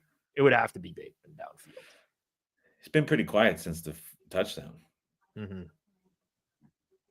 We're at commercial break here. We got the Sunday nighter tomorrow. Bucks -3. Yeah. I played some under 50.5 as well. I know Hitman's on the other side there, but yeah. I would never oppose him in props, but head-to-head record on sides is my favorite this year. So I don't feel too terrible. I'll oppose anyone at any time if I feel very strongly about it. I was kind of glad he played Washington early in the week because he does have enough influence where kicked it back. Yeah. Yeah. We were able to, that was real. Yeah. I'm opposite there. But I understand that too. Like we have very fundamentally different ways of putting numbers on games, right? I know the way that Hitman does it. It's more of like a power rating type of style. I don't really do things like that. I'm more matchup specific, I think, with games. I think that matters a lot. I love the matchup for the Bucks in the running game on both sides of the ball. Really. I think they will be able to shut down Washington's running game. I think they'll be able to successfully run the ball themselves. Does Irving get 100? What's he priced at? I think 81. I don't know if it's moved in the last little bit. You know, the only issue that I have is that they're obviously going to use Rachaad White some, even though his usage has dropped off substantially. They also give Sean Tucker some random touches as well. I don't know about the volume for Irving. Yeah, 87.5. That's got to be his highest price of the season by far off the top of my head. I would think that's right up there. I think that's right up there. Yeah, that's a big one. I mean, he's going to get a lot of opportunity, but man, that is quite a bit. I did play some Eckler overs in this game, and that was just a pure gut feeling from Hitman that he would be a little bit more involved this week. So that's that. 20.5. Yeah. Third down.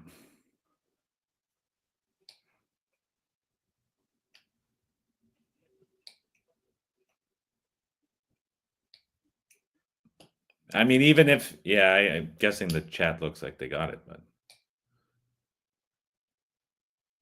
Yeah. Unfortunately, they did. How easy was that? My God. I know. Honestly,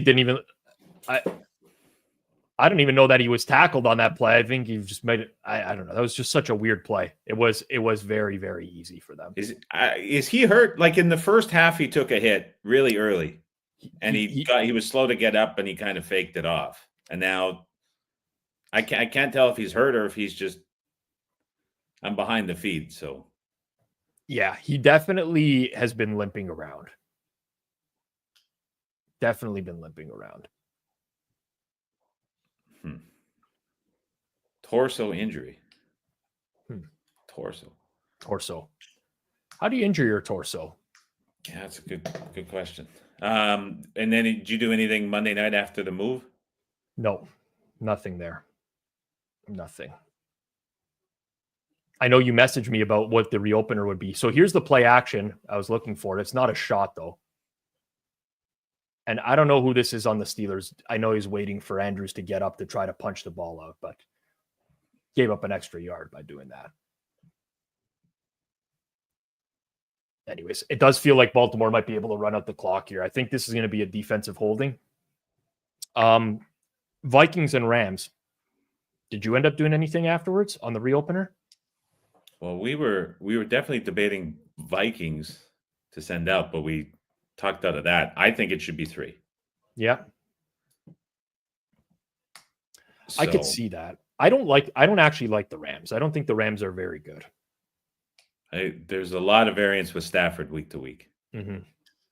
But I don't know how on a neutral now that can't be 3. Yeah, but and it might actually not even be neutral. Where it is. It might actually favor the Vikings. Like I don't think it's even a neutral field. I think there's going to be so many Vikings fans at this game. Yeah, I mean, they're nuts for traveling. They're not quite Steelers level, but they're close. Yeah. And it just seems like this is what it opened in LA. And so I don't know. Yeah. I think it should be 3. That I watched the previous game this week, the Thursday night football game. It was a weird game all around. Vikings went down the field on the first 2 drives for touchdowns. Then they really didn't sniff the end zone after that. It was the Darisaw getting hurt game at left tackle. Yep. And they were a disaster after he got hurt. The Rams pretty successfully moved the ball in that game. And it was one of the worst. Flores comments this week? I did, but you can share them for the viewership as well. But that to me was a horrible game plan by Flores on Thursday. But if you give him credit for not knowing those guys were going to play, like he said, where he's like, we didn't know till a couple hours before. If that's true, I mean, you give him a bit of a pass, don't you? I think you. But it also makes that score look a little bit misleading as well. Yeah, it does. So this game ran to the 2-minute warning. So Tomlin, I mean, Pittsburgh has 3 timeouts. It's like Christmas. He just packs it in. I know. I mean, no other team does this like this. Taking those timeouts to the draft table. I don't get me wrong. I love football and it's amazing and I love the season. But like the idea of just casually handicapping a few draft props in 2 months' time, 2.5 months. Yep. That's looking forward to a pretty nice window of time there. I just wish the market it was as big as it was once for COVID years for draft. Oh. And nobody really knew shit those years, which was even more fun. There was like reporters didn't have access to the teams or anything like that. It was really a lot of guesswork. I don't know that that was a market that wasn't super information driven that year. Which kind of takes some of the fun out of it almost. I get like access to good information, good, you can make good bets. That's great. But there was an element of really handicapping.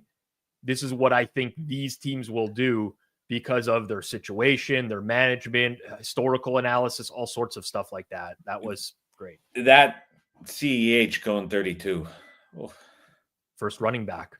Oh, that was nice. Yeah.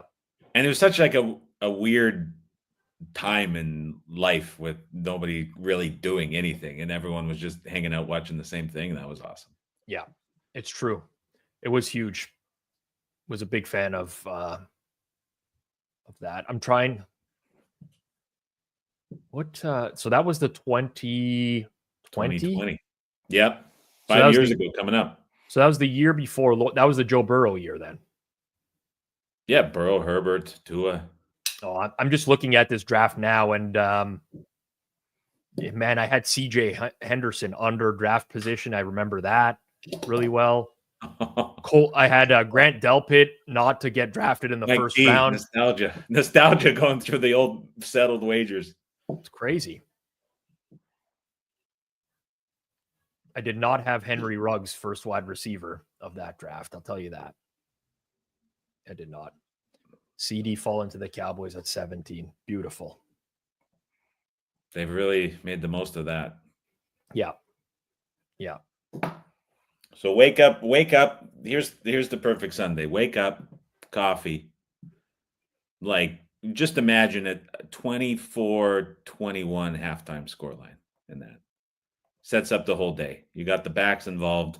Take it easy in the afternoon game. Oh, that'd be great. Just the Bucks with Irving running for a big number. Yep. Late in that cover. Perfect Sunday. I think we're going to sweep props here because of that Justice Hill carry. If that's going to get him to 12. Yep. Awesome. Well, like I said, it would have been better if the Steelers just covered 10 than winning all the props, but take all the prop wins for everyone out there. Take all the prop wins. I imagine you didn't tease any games through 0 tomorrow or anything like that, right? No. Did that come up on the old podcast there, or what was it? I saw the tweet. Oh, it came up. It's a clip worth watching, Adam. You won't get this hard-hitting analysis anywhere else. I'm a little more willing to watch in January and dive into that than regular season. So quick 25-second clip. Okay. Wong teasers are dead. Especially in the playoffs. Well, what did he tease? Tease the Chargers up to plus 3.5. Man, tough. Yeah, it was tough. I mean, he does think that 2 is extremely valuable, though. So maybe in his mathematical mind, it makes a lot of sense. But he's big on 2 being a key number nowadays, even though there's absolutely no empirical evidence to show that. Anyways, I digress. I know this isn't your foray. You don't want to get involved. Good win for Felix in the chat. SGP'd everything and swept. Wow. Well, what did that pay? I don't know, but now that he said it, I kind of wish I did the same. My only ask of anyone, whoever tails the picks, if you do get a big win at any point, it'd be nice if you did tweet it. Don't include your ticket number in the tweet like Joey Toons just did with like 4 different tweets, pictures he sent out. You don't want your ticket number. It's a big mistake to do that. But if you could tweet out a win, tag Forward Progress HQ, that goes a long way to helping us get a little bit of an additional following because we don't do that well enough ourselves. Okay, putting you on the spot. Bills win tomorrow. Mm-hmm. What do they open? Okay, let me do this really quickly. So if it goes, it's in Buffalo. Baltimore at Buffalo.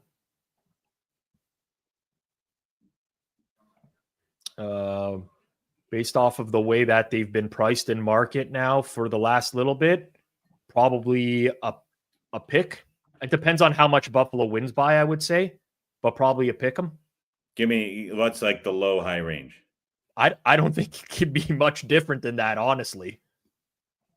I like the most I could see Buffalo opening as a favorite is minus 1.5. And that's if they blow out Denver, in my opinion. I guess maybe, and I'm just typing this into my sheet right now as well. I think I'm going to be on Baltimore next week, probably. This is just matchup hell for the Bills. I know. It really is. And I don't know if there's a way around that. But let me bring up Narrative Street here. Okay. I'm going to talk you through a little scenario here, Adam. Okay. But we saw the All-Pro voting this week switched the MVP odds from Allen to Lamar. So you really got to ask yourself, is Allen out to prove that he's the MVP? If he goes head to head with Lamar. Great topic for First Up ESPN Monday morning. You should be writing the notes for that show. I mean, how many people will use that as a real rationale for betting Buffalo in that game? Josh I'm Allen sure is upset. I guarantee it'll come up. Yeah. Yeah. Andrews, again, short yardage is going to seal the game. I think pick. It's got open pick. I don't think Baltimore will open favorite under any circumstances. I think it will open in a pick 'em range. Maybe Buffalo small favorite. Like I said, if Buffalo really rolls Denver tomorrow, it can't be anything other than that. No. Totals probably. Houston KC will be an interesting one as well, where that opens, because KC's off on like 2 buys, basically. I'm going to guess KC a touchdown, but I could see more than that. 7 is probably right. Because wasn't it, what was the Christmas? Was it Christmas? No. Whatever, that messed up weeks there. What was it, 3.5? Yeah, it was. It was 3.5. 3.5 or 4. 3.5 plus a blowout plus double bye. Yeah. Plus KC offense looking better with guys back. 7 and a hook. Yeah. Funny question. Do we see an Andrews rushing line next week? You never know. 2 carries, 5 yards. Over under a half. Lamar is going to finish on 81 rush yards after that, Neil. And the Ravens are going to win this one 28-14. What do you got going on rest of the playoffs, Adam? Not much. Maybe one more release, possibly. We'll see. But service is almost all but done. And then hopefully find a couple wins on the way out. All right. Right Angle Sports on YouTube for anyone. And if you're on TikTok, follow Adam as well. He's developed a whole new following on TikTok. Yeah, platform might be gone in a week. So who knows how that news is swirling. I can't keep up. It's true. There's a lot going on. Appreciate you, Adam. Thanks very much. All right. Good chatting with you. See you, everybody. Adam Chernoff, everyone. Great guy. Love chatting with Chern regularly. All right. Lost the Steelers. Ended up being okay. Second half gets there. I think I'm pretty sure all the props got there. Wilson over. Harris receiving over. They did. We're good. I just wanted to. We're all there except for the freaking Russie live. Yeah. Got hooked. But oh well. Got hooked. Because that's all because that Neil at the end. Neil, yeah. God yeah. Damn it. What are you gonna do? It happens. Such is life. All right. You guys know the drill. I'm back here tomorrow night for the Bucks and Commanders. Hopefully a better fate for the Bucks tomorrow night. I don't have a lot going on from major market. This was a big bet for me. I'm not going to lie to you. I'm just trying to get my satellite to not shut off. Although it doesn't matter at this point. I don't need to see the post game. And yes, we will blame Kanish for that. He cucked us. We almost got the punt touchdown. So close to being really, really good. Anyways, it is what it is. Such is life. Join me back here tomorrow night. As a reminder, if you missed Pizza Buffet earlier today and you want my thoughts on all of the Sunday games and Monday Night Football, you can go back and watch that. I went in chronological order of those games. You can just skip ahead. You'll see graphic on screen every single time we go through to a new game. You can check that out easily here on Forward Progress. That's Pizza Buffet. I recorded that earlier today. For myself, Rob Pizzola, our guest tonight, Adam Chernoff, Uncle K, Joey Kanish, Andy Molitor, and of course, Jeff Feinberg, who tuned in for a second to tell everyone he's okay. Of course, my producer, Jizzy J, Jason Cooper. This has been another Saturday night football watch along here on Forward Progress, presented by FanDuel. Enjoy the rest of your night. I'll catch you back here tomorrow night. Peace out, everyone.